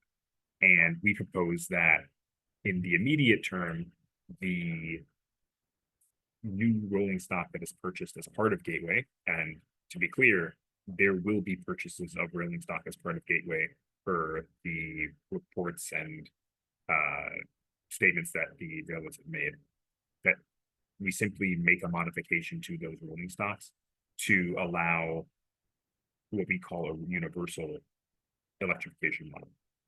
So that universal rolling stock would be able to have an additional transformer so that it has the flexibility to go over lines that have catenary, third rail, whether it's over or under. And in the meantime, we also would encourage developing electrification throughout the region so that we increase that domain of electrification instead of having these unelectrified portions of it. Next slide. Thank you, Karim. This one is also Karim. Well, we faced some criticism about the locations of the additional stations that we would need outside of Penn Station, and this is important. We do require the construction of stations outside of Manhattan. In the case of Secaucus, we propose increasing incrementally the expansion to Secaucus. Once again, the railroads have also proposed expanding Secaucus Station. We would need to expand it incrementally more. But oftentimes the criticisms of that are blown out of proportion. Oh, you have to do an environmental impact statement and all these things. Well, you're doing it already for Secaucus Station. It's just slightly larger. As far as the station that we're proposing in Sunnyside, we have a small station that's proposed there for its part of run, and that station would effectively be quite similar to the station that was originally proposed to be there as part of East Side Access, but was dropped because of budget concerns. In retrospect, after seeing the East Side Access cost overruns, those budget concerns would have been very minor, and it would have been well worth the investment to do such a station. But nevertheless, much of that research has already been done in terms of the environmental impacts of that station. And strangely, our proposal in the Bronx, which we've outlined and published in our run book, we face strange criticisms about where it would be located and what neighborhoods it would displace. The areas where we have located it are very industrial areas of the South Bronx.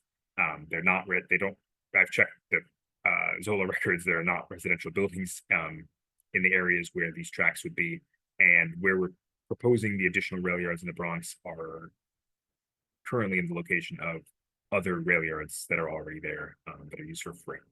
So this sort of criticisms around that, we were sort of confused. At one point I saw a counter sort of proposal of our proposal, which placed our train station in the manufacturing plant for the New York Post, which is in the lower left-hand corner of that right-hand image.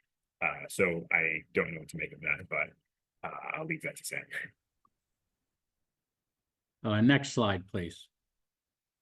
Okay, this is an important one.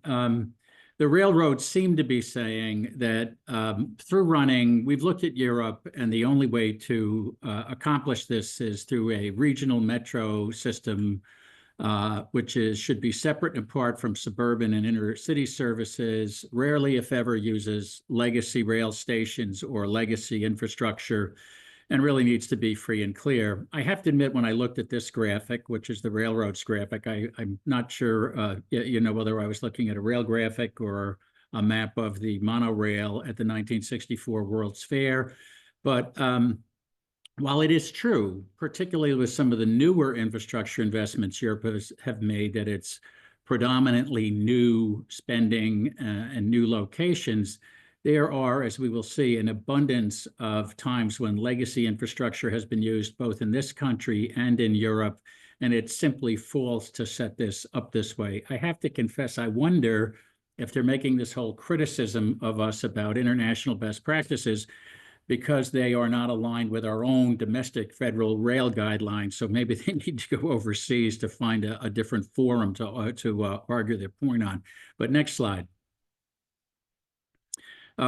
These are through running domestic examples, reusing existing infrastructure. Philadelphia's 30th Street Station was part of a through running implementation. Yes, there was some new infrastructure built in the center of the city, but very much are using Philadelphia 30th Street for through running.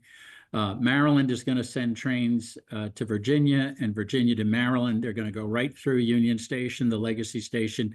Nobody is saying, because we had a consultant do a long report suggesting that these stations always have to be on the side of the legacy station, that it has to be. Instead, it can go through the middle of Union Station. If you have an adaptable reuse situation, use it. Penn Station is very adaptable for through running, and that is what should happen. Next slide.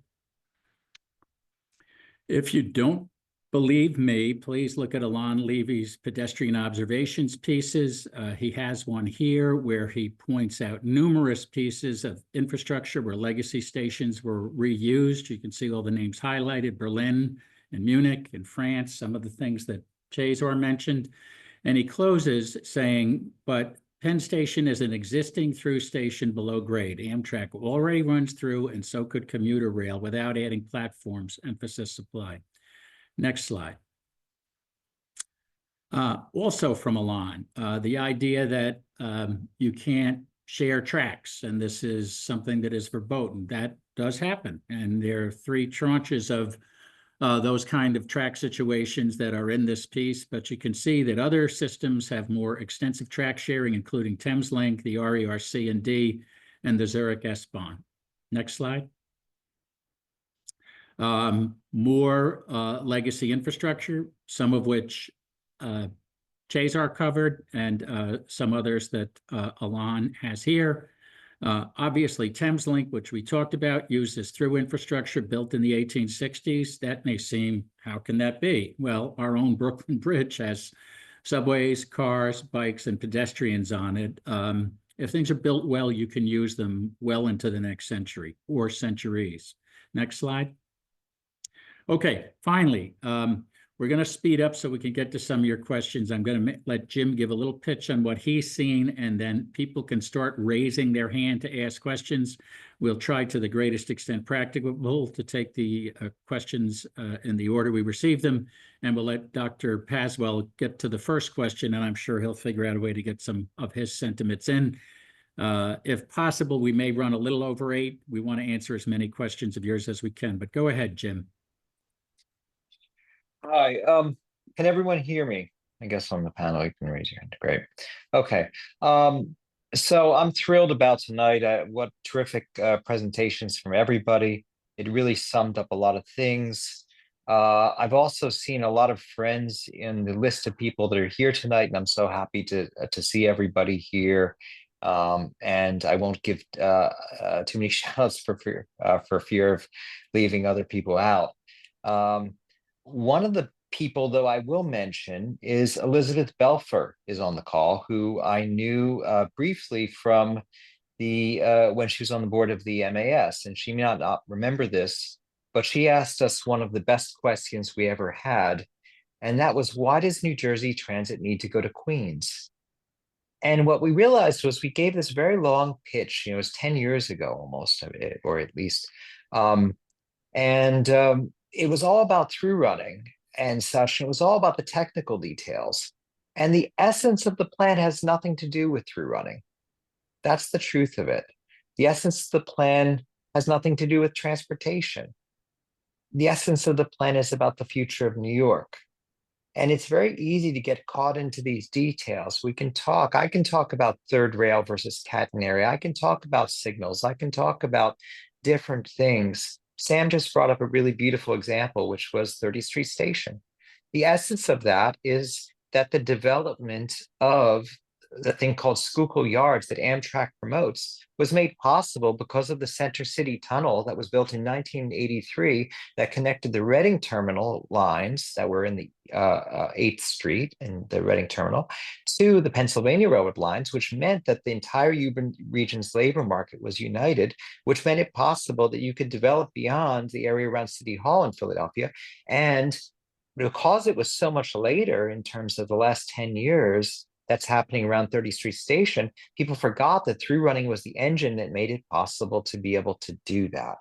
So I really want to just make a plea that all these details are really about things that actually matter to every single person here, which is, why does New Jersey Transit need to go to Queens? It needs to go to Queens because the cost of housing, the cost of property in the city, we have a lack of office space that needed that Karim was talking about. I would submit that that problem is actually tied to the high cost of housing, that we can't support the cost of jobs for middle class people because of the fact that we can't afford to pay those people because their costs of housing are too high. And it's a different way to see it. And I would say that we need to look on this broader way of seeing these problems in order to be able to fix the problems. There's a great quote from Einstein, without changing our present patterns of thought, we will not be able to solve the problems that we created with our present patterns of thought. And the present kind of groupthink from the planning establishment, the railroads, all these other characters is essentially myopic and often dishonest. This phrase dead cat on the table is popular now. It has to do with coming up with saying something outrageous to distract you, to change your mind and such. So this idea of these new details being asked for about the side stations and all this other stuff is just dead cat. It's a nonsense thing to say to run out the clock. And it's disingenuous and it's dishonest with the people of New York. And we should call them on it, and we have. And I think we're one of the few groups that do that. And I'm grateful to Sam for his shrinking objections in doing that. So my plea here is that when we talk about getting New Jersey Transit to Queens, we're talking about one region. We're talking about the Bigger Apple. And we're not seeing Queens as a different city from Manhattan. We're not seeing New Jersey, frankly, as a different city from New York, in the sense that people live in New Jersey and work in New York. I spoke to a woman earlier whose late husband invented a song that was used in the tourism for New York. And I don't know if anyone remembers it. It was I Love New York. Does anyone remember that? Okay. Well, that guy grew up in Union County, New Jersey, lived in Union County, New Jersey, and invented that song for New York City. So that is what the Bigger Apple is about. That's what we're talking about. Through running is another way of talking about a subway system for the Bigger Apple, the same way that the New York City subway system was the unifying element between separate systems in Brooklyn and Manhattan that was the prerequisite for the unification of New York. What we're talking about is a broad vision to unify and expand New York City into New Jersey under the auspices of the Bigger Apple. And through running is an infrastructure means of which to do it, the same way that the chip in your iPhone or those kinds of details technically is what makes it possible to live a totally different experience and to be able to afford where you live in the context of expansion into the Bigger Apple. And I think we can get lost in these details, but that's what matters for ordinary people's lives. And I'll just sum it up with this. Because we're not talking this way, because that's not the public conversation, the myopia that we're experiencing from the public agencies about through running is because it's not a slam dunk for them because they're not seeing the benefits. So they're only seeing the costs. And moreover, there are private interests that are funding these groups that are not talking about through running because they're the property owners in Midtown, frankly. And they need to be property owners in Sunnyside or Long Island City, rather, in Queens. They need to be property owners in New Jersey so they can benefit from that and be a bit bigger picture. And they can be bigger about this, the way people in London and people in Paris have been. And I'll sum it up with that. And thank you, everyone. That's my rant. Okay, well, we're going to get to questions. So Alyssa, I hope you have them teed up and we're ready to go.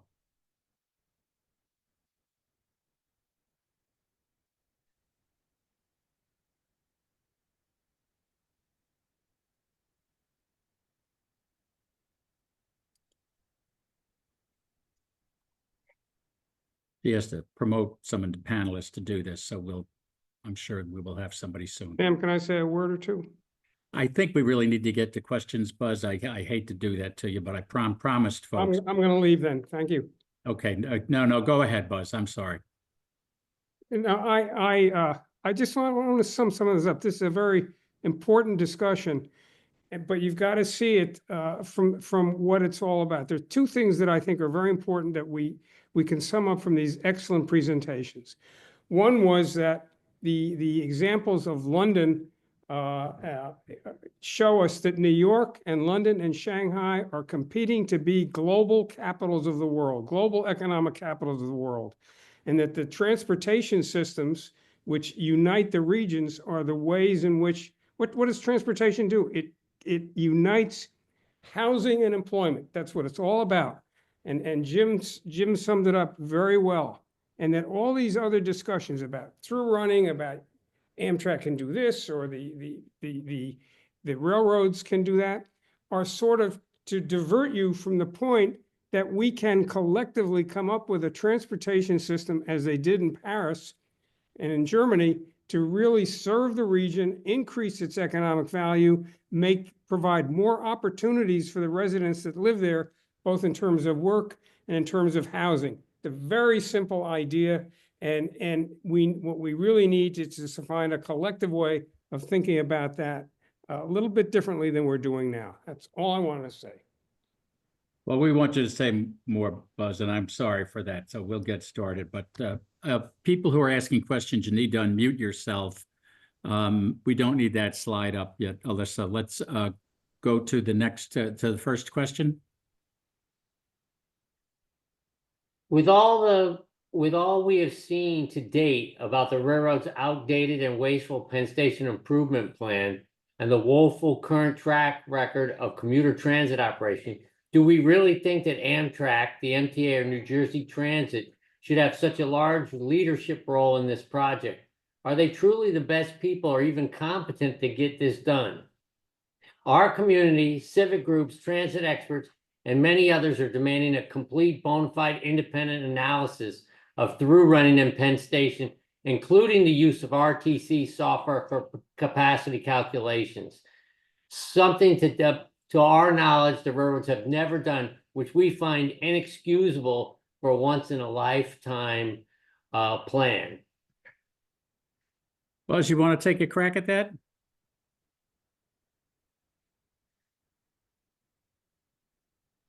I think that's a very good question. Who should actually put this together? In London, they solved that by forming Transport for London, which brought the agencies together. And in Paris, you have the RITP.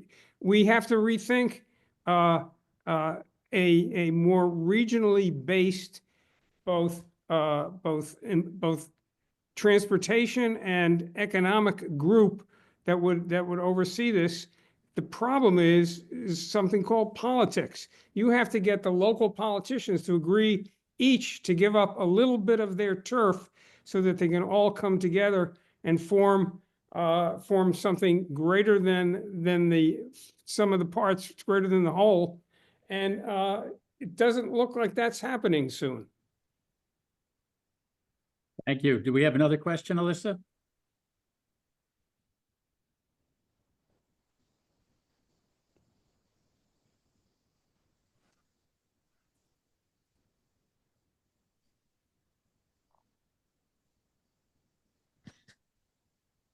Sam, it's Steve Marmon, if you can hear.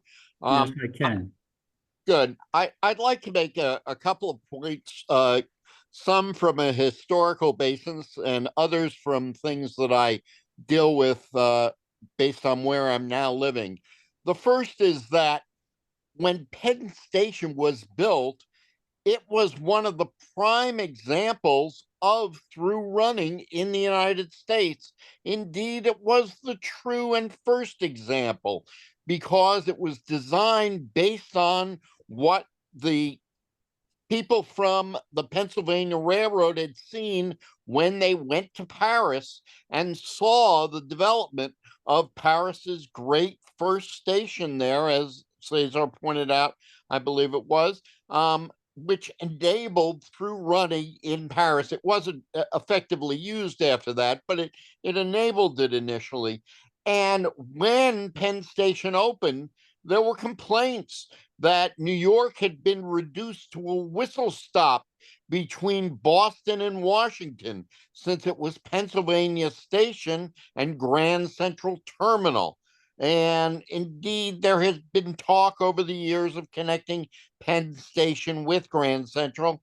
It probably can't be done, especially with what has been put in for the Long Island Railroad now, and with height differentials between the two locations. But it was often talked about when I was with the New York Times in the 1970s about connecting those two.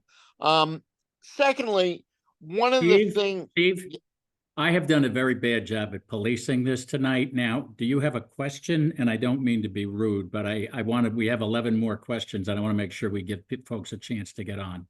Absolutely. One of the things that's coming out is that the connection for housing is critical. And the new connection that's going to happen going up to the New York lines, the Metro North lines that come out in New Jersey and go up into lower New York, is that it'll be even easier by avoiding a change of trains in Secaucus. Do people think that by driving the transfer there, we'll be able to develop the areas in the southern New York that are currently open for development and could provide significant housing if they were only able to be connected faster to the city core? Right now, it's more than an hour to get in. With those connections, it could be down to the 30, 40 minutes. Jim, you want to take that? Sure. I mean, you're raising a lot of different issues, Steve, that are very welcome. I think the Grand Central to Penn Station is a bad idea, not because it can't be done infrastructurally, but because we don't want to demolish more of Midtown. We don't want to demolish more of Midtown. And the idea of why should New Jersey Transit go to Queens, which is to bring the entire labor market to an alternative center, which would allow for development. So when we're talking about development, the closer you are to Manhattan, the better. What's closest to Manhattan that's not developed? Areas that are not part of New York State. Why? Because there's infrastructural unity and political unity under the governor of New York in New York State. And therefore, you have a fairly efficient job of connectivity. If you look at the number of tracks into Manhattan from New York State outside of Manhattan, there's tremendous numbers of railroad tracks. If you look from New Jersey, there's 4 path tracks and 2 commuter rail tracks, and that's that. So the basic problem is political. The political feeds the infrastructure. The land use opportunities are squandered. All you have to do is go in Google Maps, look over on any of that area in Essex County and any of these other areas, and the land use policies are terrible in terms of parking, Anytown USA stuff, etc. And the opportunities are being squandered. That's how you solve the housing problem, is the metrization west of the Hudson. And one needs to be able to solve that both on a jobs level and a housing level, the way London has with their plans that Cezar showed in the city in the east and city in the west. Just that simple. It's not being done because of the political fragmentation. To answer the thing earlier, there's a group that we have already. It's called the Port Authority. It was designed for that. Unfortunately, they don't have control of the assets that matter, which are the commuter railroads.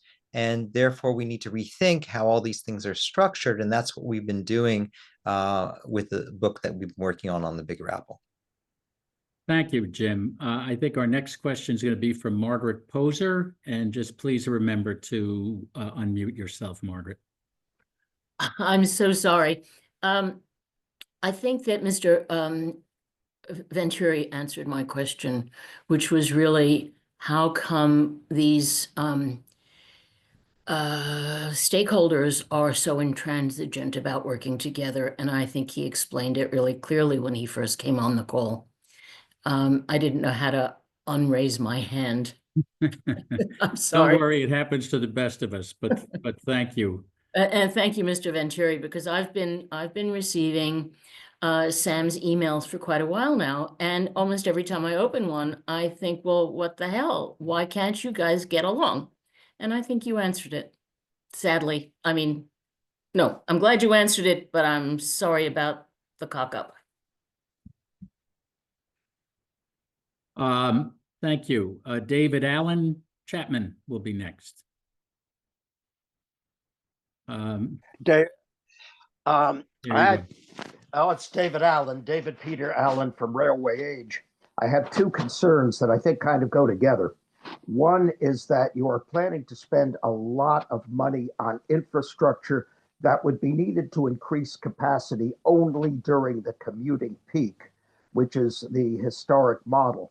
But since COVID, the ridership model has been changing with less of an emphasis on peak hour commuting and more of an emphasis on riding at other times, such as weekends, when there aren't as many slots necessary. So are you thinking of taking that into consideration in your future modeling? The other question I have is related. I have, as I told Attorney Turvey, I am working on a series about through running for Railway Age as we speak. And I have also covered the congestion pricing battle very extensively. And even I was unpleasantly surprised to find out how vitriolic and how strongly opposed the entire motoring community and their elected representatives, whether in New York or in New Jersey, were to the idea of the congestion pricing toll to pay for even the present capital program at the MTA, not to mention the future. So have you any ideas about how you can pay for all the infrastructure you're talking about building when the opposition to paying for transit infrastructure is so strong? And just so you know, I am very skeptical about the idea of Gateway getting all that money. I don't see it. I'm going to handle that one, Jim, and then let Karim take a crack at it. Look, as to you need to build. One thing one of these WSP FX Collaborative reports said was, look, there's a much better public attitude towards funding public transit in Europe than there is in the United States. Well, there's a reason for that. And I think a lot of transit people need to take a deep look at themselves and understand what are they doing to generate public support. I just told you that the railroads intend to look for a categorical exclusion from the NEPA process in proceeding at Penn Station. And when you disenfranchise the public, they'll pay you back for it. If you look at the Port Authority bus terminal project, they have worked with the public. They had an independent peer review. Buzz Paaswell was part of that. They've gone through the ULURP process, and maybe people would say, who wants to go through regulatory regime? Well, that project has gotten better and stronger, and they will probably have a great bus terminal a long time before we do. And you need to, somebody else mentioned in my closing remarks, Amtrak has Andy Byford sitting in the broom closet in Washington, D.C. He's one of the greatest transit men ever created. It's like being in the fourth quarter of a difficult game and leaving Magic Johnson or Larry Bird on the bench. I know we're not supposed to use sports analogies, but it's preposterous. And so if you wonder why people don't have support for transit, the transit leadership needs to look no further than themselves. And that really needs to change. And I know that's harsh, but I come at this from the outside and been spent 6 years on that's what I see. Now, as to the commuting patterns, I'll let Karim take that, and then I'll let Jim chime in. Go ahead, Karim. And we are going to run a little after 8 if people can stay, and we will take as many questions as we can. Go ahead, Karim. Thanks, Jim. So, David, to your point earlier, I'm not sure if you misheard earlier, but we were saying that it's quite the opposite. So a terminal station, in other words, what Penn South is being proposed by the railroads, that actually is built to support a 9-to-5 structure, whereas a through running model is inherently supportive of a more of a round the clock model. And part of the reason for that are the way that the yards have to be made up and the way that the services are paired, but it essentially lends itself to through running lends itself to a round the clock model as opposed to a 9-to-5 model, which a terminal supports. Jim?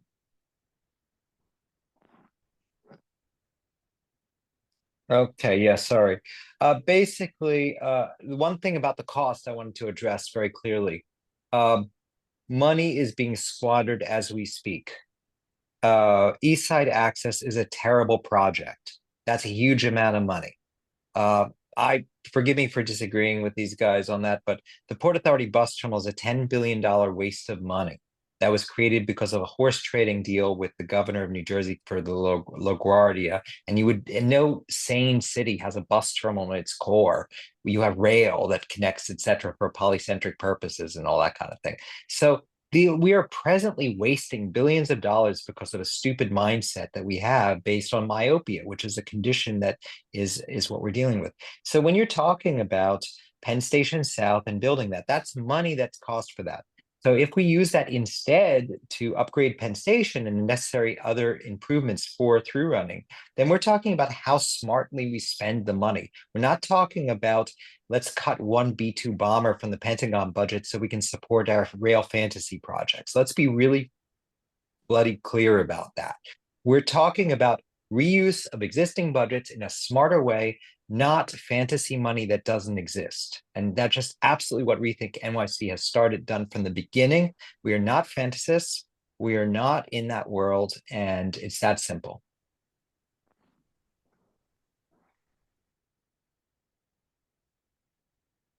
Andrew. Thank you, gentlemen. Thank you, Jim. Andrew Sparberg. Can you hear me? Yes.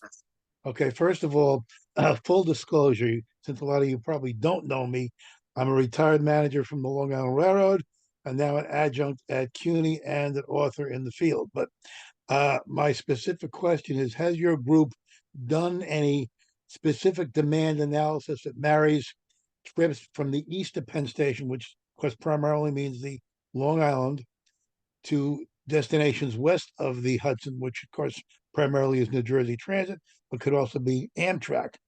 In other words, are there numbers that would say how many people roughly want to go between Mineola and New Brunswick? How many people want to go, say, between Rockville Center and someplace up in Orange County, for example?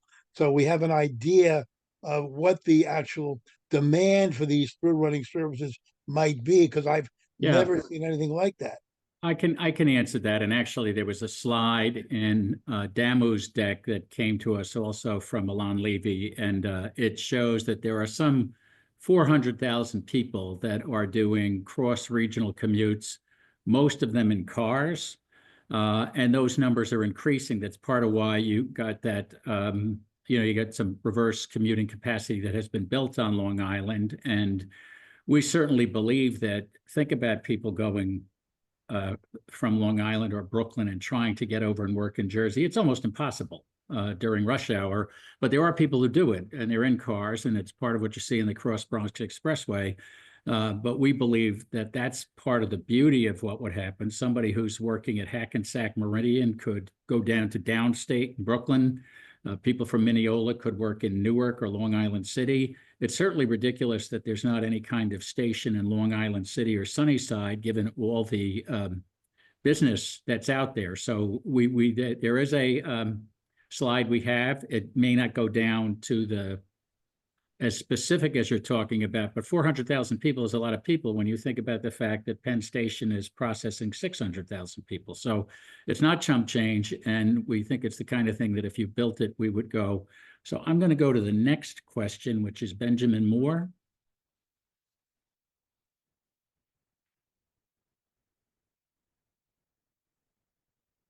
Okay. Can you hear me? Yes, we can. I have a cornucopia of questions. Maybe the most interesting to me is an article in the Times at the end of 2017 entitled "The Most Expensive Mile of Subway Track on Earth." In that article, it was suggested that a mile of subway track in New York costs 5 times as much as it does in a competing city. Well, why not? After all, labor in New York is probably 5 times as much as it is in Shanghai, to note Robert's mention of Shanghai. But unfortunately, the comparison was with Paris, the organized labor capital of the galaxy. Well, I'm wondering how we should think about an article like that, because if there's any truth to it, we can divide all these costs by 5. I mean, imagine if you only needed 3 billion instead of 15 billion from congestion pricing, which I assume would be helped by being able to get from one hub in Jersey to another hub in Brooklyn. Those people stay out of Manhattan, and their jobs would follow them out of town, but I think that's okay too. I'll leave it at that.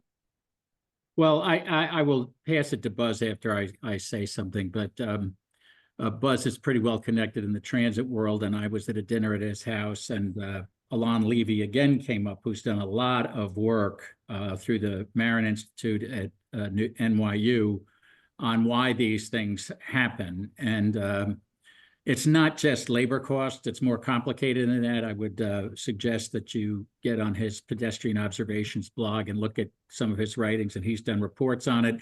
But Buzz has also been deeply engaged in this, as he was a founding member of the University Transportation Research Center at City College that has been looking at these issues for some time. So Buzz, do you want to add to this as well? Well, I could be very facetious and say, if you simply want to know why things cost more in New York, go to your local diner where an omelet used to cost $3 and now costs $17, and figure out something's going on in New York that isn't happening at other places. New York is an expensive city. Real estate is expensive. Services are expensive. Getting deliveries are expensive. And it's just the fact that all prices seem to have gone up. But in terms of transit, we did a study at the request of the of what used to be UMTA, the Federal Transit Administration, several years ago, is why is the cost of light rail accelerating so much in the United States? The cost per mile of building light rail, which would certainly be a component, we haven't talked about it, but a necessary component of a regional rail system. And the biggest component that came out was what was called intergovernmental review. Projects were started and stopped because there were so many points of review, whether it was environmental, whether it was NEPA, whether it was labor costs, whether it was something else, and then negotiations between labor management and the owner, and the idea of putting in insurance and risk management. There are reasons for all of this, and not all of them good, but it seems to have become acceptable. And I think a lot of us think that that's not right, but it takes the reviewing all the regulations that have to do with how these projects get built and the length of time it takes. Think of the length of time it takes. If we were to propose today that we were to build 5 new miles of rail track outside New York City, you think, oh, let's build 5 new miles of rail track. That's a great idea. Put it on the map and we'll have it built in 2 weeks. It would probably be 6 or 7 years before you'd see it get done based on all the reviews you'd have to go through. So it's frustrating. It's a lot of us think it's dead wrong. And it got to the thing I was talking before. There are no central bodies that address this. It's all sort of political dispersion. Let me just add one more thing, as long as I have the floor right now and before I drive most of the audience away. There's a question before about congestion charging. Why isn't it working? Congestion charging was sold wrong. It was sold as, let's charge people money and we'll have money for the MTA. Who cares about that? Congestion charging, as it was done in London, is to improve the quality of movement in the core, to make it faster to move through the core so you can do more business there, so it's easier to get in. The payoff for that, more jobs, more business, it paid off greatly in London. If it was sold like that, people would be willing to pay.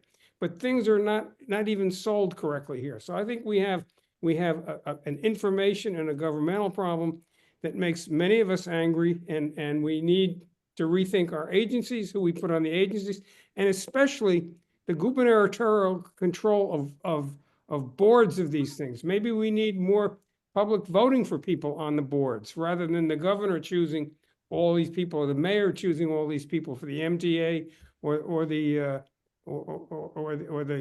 transit system or the other boards. We've got some big problems, and a number of you know I used to run the Chicago Transit Authority. I can say, as a civil engineer, that job was 110% political and 0% civil engineering. So until we understand the politics of the situation and are willing to deal with it, and the press does more stuff, then we're going to always have high costs, and because basically people become immune to them. And I'll get back to this thing with the diner. Does it mean that because the almond is now $17 and $5, people don't go? People still go. So if nobody cares, this is what happens. It Benjamin, can it go. might not be the answer you want, but it's the one I have. It can be haywire. Just to bring it back to tonight's topic, we're talking about doing something like Thameslink and inaugurating through running in New York City for something approximating $10 billion. They're saying, no, you can't do that. It has to be regional metro rail, completely segregated from Penn Station, south of Penn Station, and they want to spend probably $17 billion to do that. What they're not telling you is that that's a down payment, because then they need to get that Penn South out to the river. They're not going to use the existing fan at Penn Station the way through running the ReThink plan. But they're gonna have to burrow a hole out to the East River and put 2 more East River tunnels in. Now we finally, with Gateway, have 4 Hudson River tunnels and 4 East River tunnels, and the math works. But they would rather, and they've said it, they said, no, we don't want to do that. We haven't even started planning for it. We want to spend $60 to $70 billion in today's dollars, but we want to do it after 2080, most likely in the next century, most likely never. So that's how these things happen. The expansion at Grand Central Terminal Madison, Long Island Railroad and Metro North couldn't share a station, so we paid a small fortune for it. It was many multiples in overruns and in cost delays. So, Cezar, I just want to add something very quick that's just key to this argument. Regarding Paris and London's costs, yeah, their labor costs essentially aren't that much different than ours. A big difference is, though, that they have plans that are long terms. So contractors and subcontractors aren't going to milk everything they can out of something like the Second Avenue subway, because who knows when they're going to get the chance to milk the city again. When you have a plan, a continued plan for expansion, a program of plans rather, you get lower labor costs because you have an economy of efficiency, and you have built-in institutional memory of how to build something, and you have in-house talent. And that's a big difference we don't have. everything we do, we have to start from scratch and hire experts all over the world and consultants who are going to charge us dearly. Thank you, Cezar. I'm going to keep after people just because I really want to get to everybody's questions. Kyber, we need to unmute Kyber.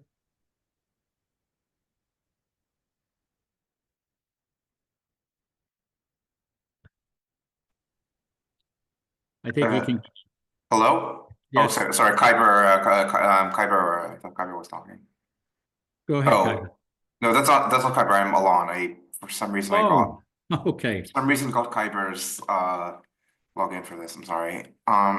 Yeah, so my question is about the 48 trains per hour. What are the assumptions that you're making? Like which lines get in? How much frequency does each branch get? How do they interact? Yeah. Well, go ahead, Karim. I would say that the sort of critical assumption is how long of a headway you assign to each type of train.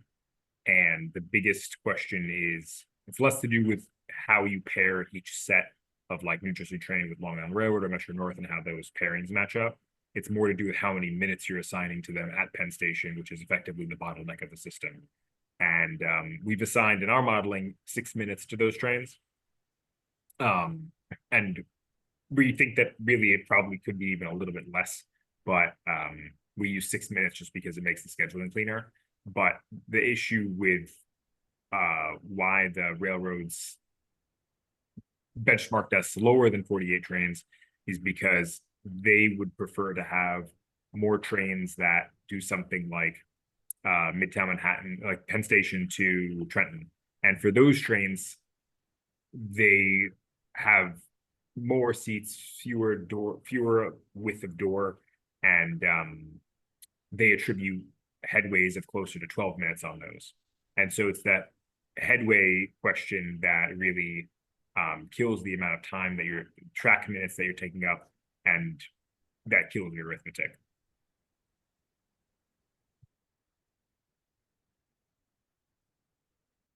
Thank you, Karim. Can I add something on that, since I personally did the sorry, let me get my video, did the work, field work with our team at Penn Station. That specific train that Karim is talking about, the present New Jersey Transit multi-level vehicles that we're familiar with, the things, etc., had about a 2-minute exit time, under 2 minutes to get everyone off that, which means the headways can easily be under 5 minutes in that. The dwell times in those times have to do with the train being used as a terminal and the last stop on that train, not to do with the dwell times based on the doors and the amount of seated capacity comparatively to Metroized rail stock in relation to that. That 12-minute number, if that's what they're saying, is a totally dishonest number. And someone like Andy Byford would choke on his coffee and do the spit thing with the comedic thing when he sees that. It's absolutely fictitious, and we all know that. And anyone worth their salt knows that. It's just totally dishonest. Thank you, Jim. Andrew Cronson. Good evening. Can you hear me? Yes.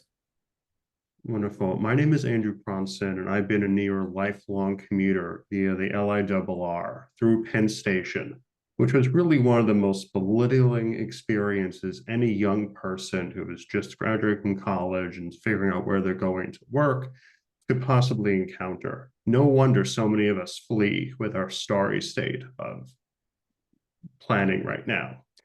We see all the irrefutable improvements globally of through running, but who benefits currently by maintaining the universally despised status quo instead?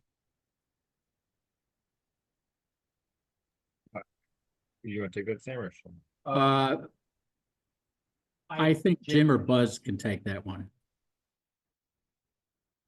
The real estate industry. And they're the ones that fund the Regional Plan Association. They fund the Municipal Art Society, which has the monopoly on the conversation on these issues and tries to maintain that monopoly. And Rethink NYC, with our Cooper Union event and the work that Sam has done since then, has broken that monopoly, and that's upset a lot of people.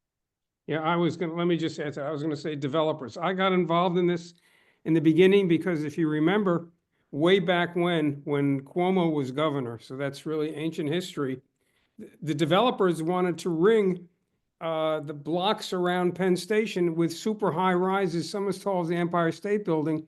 And as an old-time New Yorker who sort of knows the neighborhoods and knows the way they look, I said, excuse my English, but who the hell are these guys to change the skyline of Manhattan?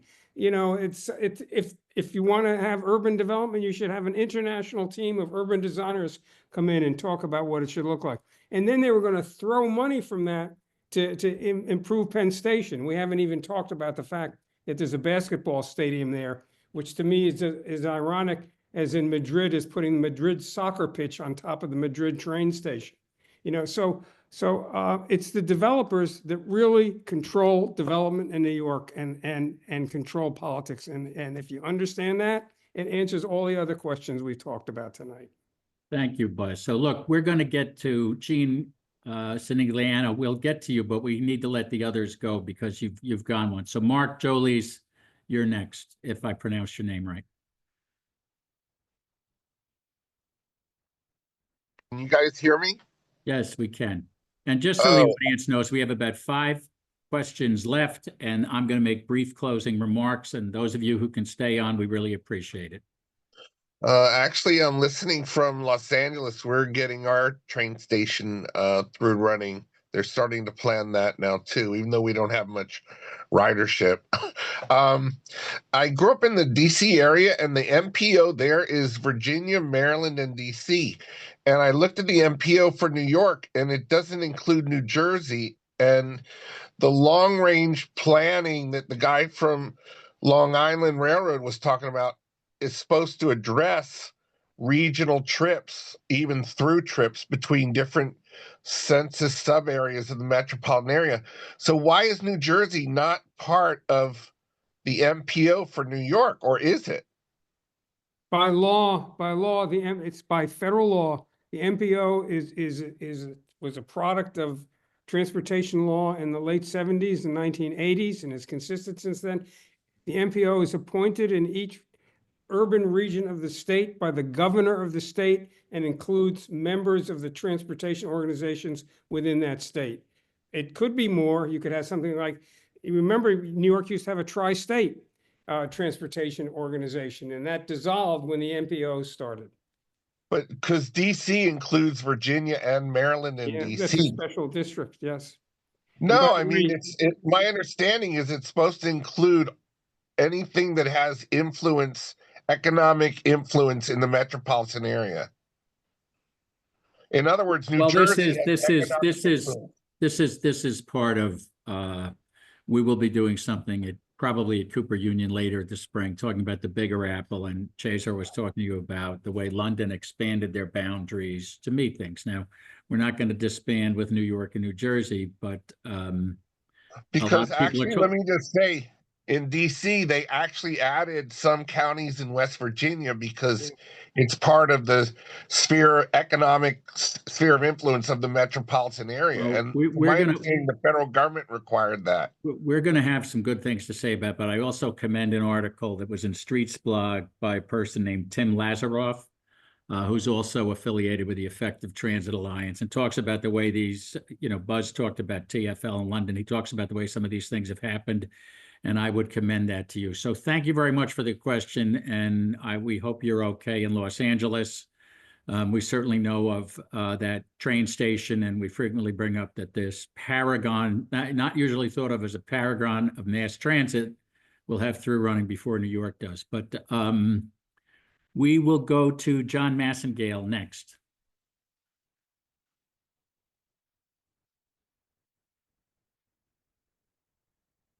Okay, now I'm unmuted, correct? Yes. So I want to respond to a couple of speakers earlier. For 75 years, we have spent enormous amounts of money to move people out to the suburbs, especially white people. We built highways, we gave low-cost mortgages, We enabled single-family zoning, all that stuff. And it was enormously successful. And so we all grew up in the age of the automobile as a result of billions of dollars spent. And the question a few speakers ago, have you polled people? You know, when you poll people who all grew up in one way of life, do you want a different way of life? There's not a lot of imagination in imagining something different. And we really need to present different models. So for 40 years, I've been involved in new urbanism, and we've been presenting, walkable, sustainable communities. And I live on Riverside Drive, looking at the Hudson River. And I often think, why is this the edge of New York instead of the center of the region? And, I really give Jim a lot of credit for trying to expand to the west. And we need to do as ReThink is doing to present a new vision. And I would say, on the basis of new urbanism, that vision needs to be not just like rail network plans, but actually drawings of how it would all fit together, of how New Jersey would be part of the greater region. New Jersey is actually much more oriented towards affordable housing than New York is. And so there's no question there, but I'm sure somebody might have a comment. Well, I'll make a quick comment and then toss it to Jim. But New Jersey has mandatory affordable housing in most of its communities, and I'm sure people can quibble with the dollar amounts and the income levels. But I lived in Madison, New Jersey recently, and it actually works. And it's diversified those communities, and people are fighting about it all the time. But I think Westchester has some of that going on, and some of the other outlying counties do, and that does need to happen. But part of through running is giving greater economic relevance to Paterson, Passaic, Newark, New Brunswick, Yonkers, Mineola, Stamford, Jamaica. Some of these communities may qualify as Tony suburbs. Some of them don't. Some of them are they're not Rust Belt cities, but they're past their economic relevance. And we think we can do things that really broaden and improve the region greatly. And it's part of the reason we say that it's an equitable growth strategy. But I'm sure, Jim, you want a piece of this one too. And John, thank you for your question. Yeah, I'm happy to chime in. If you look at just Google Earth at night, Cezar had that image of London, and there's another image that shows New York. And of course, we know that the Google Earth at night extends to New Jersey and through a political boundary in that context. What you're really looking at, to put it clearly, is about 350 square miles west of the Hudson of areas of opportunity, in London's parlance. And those areas of opportunities that were developed in the late 19th century, early 20th century around urban principles, around trains, around trams, and therefore they have a pre-war street grid, and therefore they have the opportunity to densify. These are obviously in Hudson, Bergen, Essex, Union, Passaic, and the list goes on in parts of some of these other more suburban areas. And so there's a tremendous opportunity for growth. Our analysis puts the number about 7 million more people capacity for if it was in a London density capacity with a combination of metroized transit, buses, and urbanized area. So what we're not trying to do is develop a social welfare program to improve places. What we are trying to do is have the region compete globally and to reduce the cost of housing for everybody, and to have a greater tax base for the existing area so people can pay less taxes, pay less for housing, and have greater economic opportunity for the entire area. And I think that is around the principles that you've set out, John, in there, because that's what attractive areas that mean. Urbanized areas like Brooklyn is today, and walkable communities. So that would be all I'd say. Okay, next we are going to go to Lloyd Zuckerberg.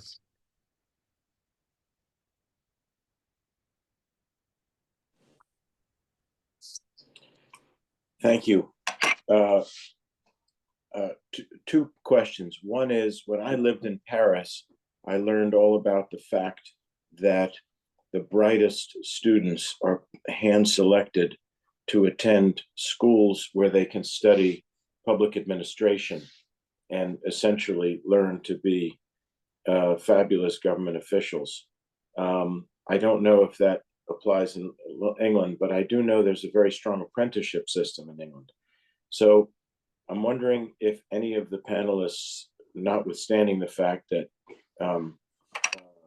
Buzz, as you were referred to, has a career in transit, no offense, do you feel perhaps that that is a factor in our inability to get things done like Europe does?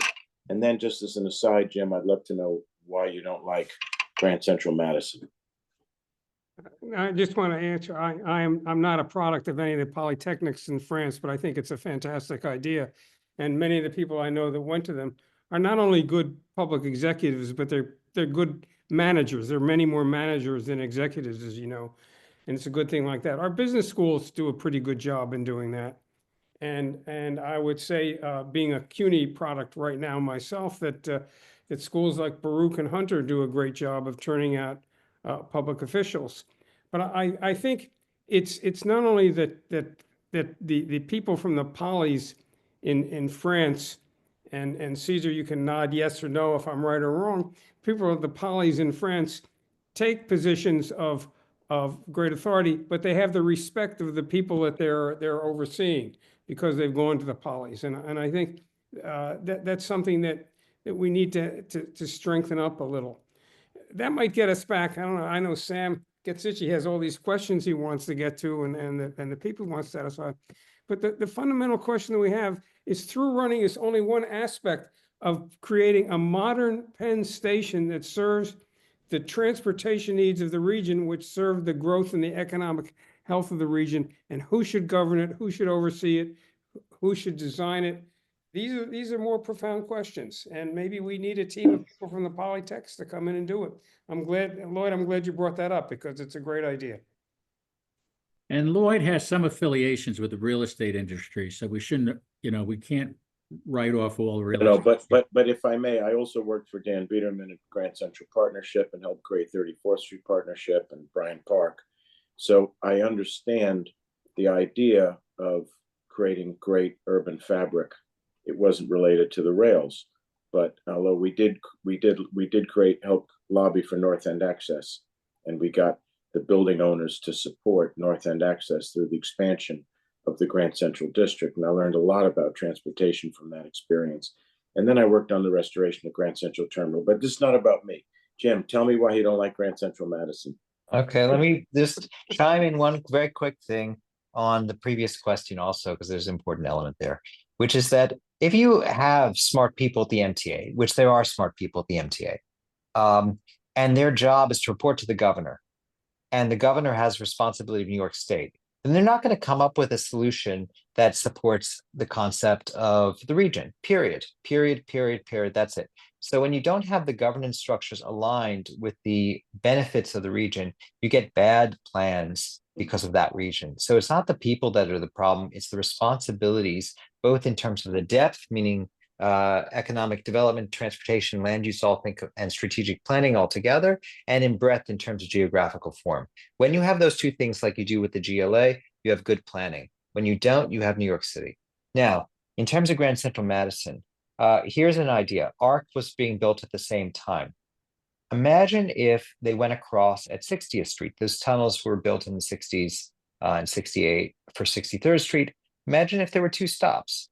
One at 59th in Columbus, another at 59th in Lexington, and you had a through running between New Jersey Transit and Long Island Railroad.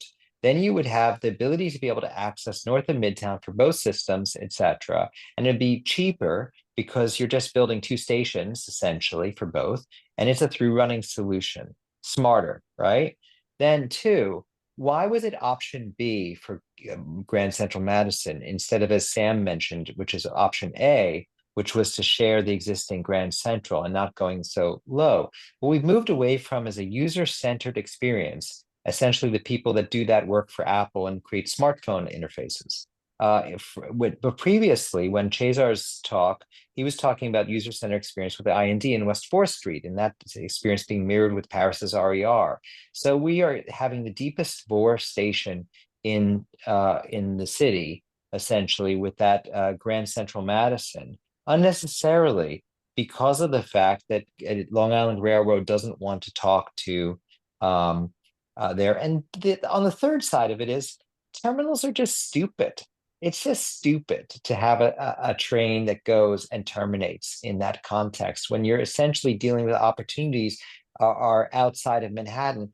Just like if you go to like 1890, the opportunities were the unification of New York, not the idea of just like getting rid of Brooklyn and just like having more and more and more densified Manhattan with more disease, more polio, more nonsense. So it's just like when you do the right, when there's a great quote, the righter you do the wrong thing, you're the wronger you become. So until the Grand Central Madison might be a wonderful example of a really well done wrong thing. And until we actually change our mindset to do the right thing, even if we do it wrong at first, eventually we'll do it right. And that's the smart way to think. Okay, well, look,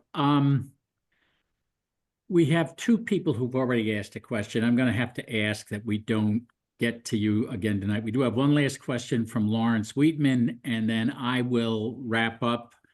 When Lawrence's question is finishing, Alyssa, if you could put on the closing slides and we'll finish up. We have stayed, we're going to be probably go to 8:45 or so, or maybe slightly longer. And it's a little unfair when people thought this was 6 to 8, but we really wanted to get to your questions and give Jim and Buzz a chance to talk as we got a little long of tooth. But Lawrence, go right ahead. Thank you so much. First of all, I have not a question, but 2,000. Some things that confused about that didn't come up yesterday, and maybe I did come in a little bit late. Maybe they were already covered. As I recall, there's some significant movement. We're having, at least I'm having trouble hearing you. But now, you are hearing me now? I'm guessing not. We can't hear you at all. The audio is terrible and it's on your side. Okay, let's try this. We can hear you. Okay, disconnect my earbuds somehow. What I was saying was that I had 2,000 questions, but 1,000 of them have been answered during this period of time. And but something that didn't come up tonight, and maybe I just missed it because I missed the first few minutes, was as I recall, there was a significant advantage to Madison Square Garden elevating and going out of the way so that those pillars that hold it up could be taken out of the platforms, and that would all by itself improve some traffic. I also, as I understand, that there's 4 tracks and 2 platforms that haven't been used since the 60s because they have been used as a storage area, and that would be such a hassle to have to clean it up. Just answering a question that was brought up earlier, but why is it so expensive to build in New York, besides the congestion here, is the fact that unlike, let's say, Boston, or I think, as a matter of fact, Buffalo they're doing now, and et cetera, New York isn't built on mud or soft rock. We're on a very, very hard rock. That's all I have to say. Jim or Karim or Cezar, you want to take that?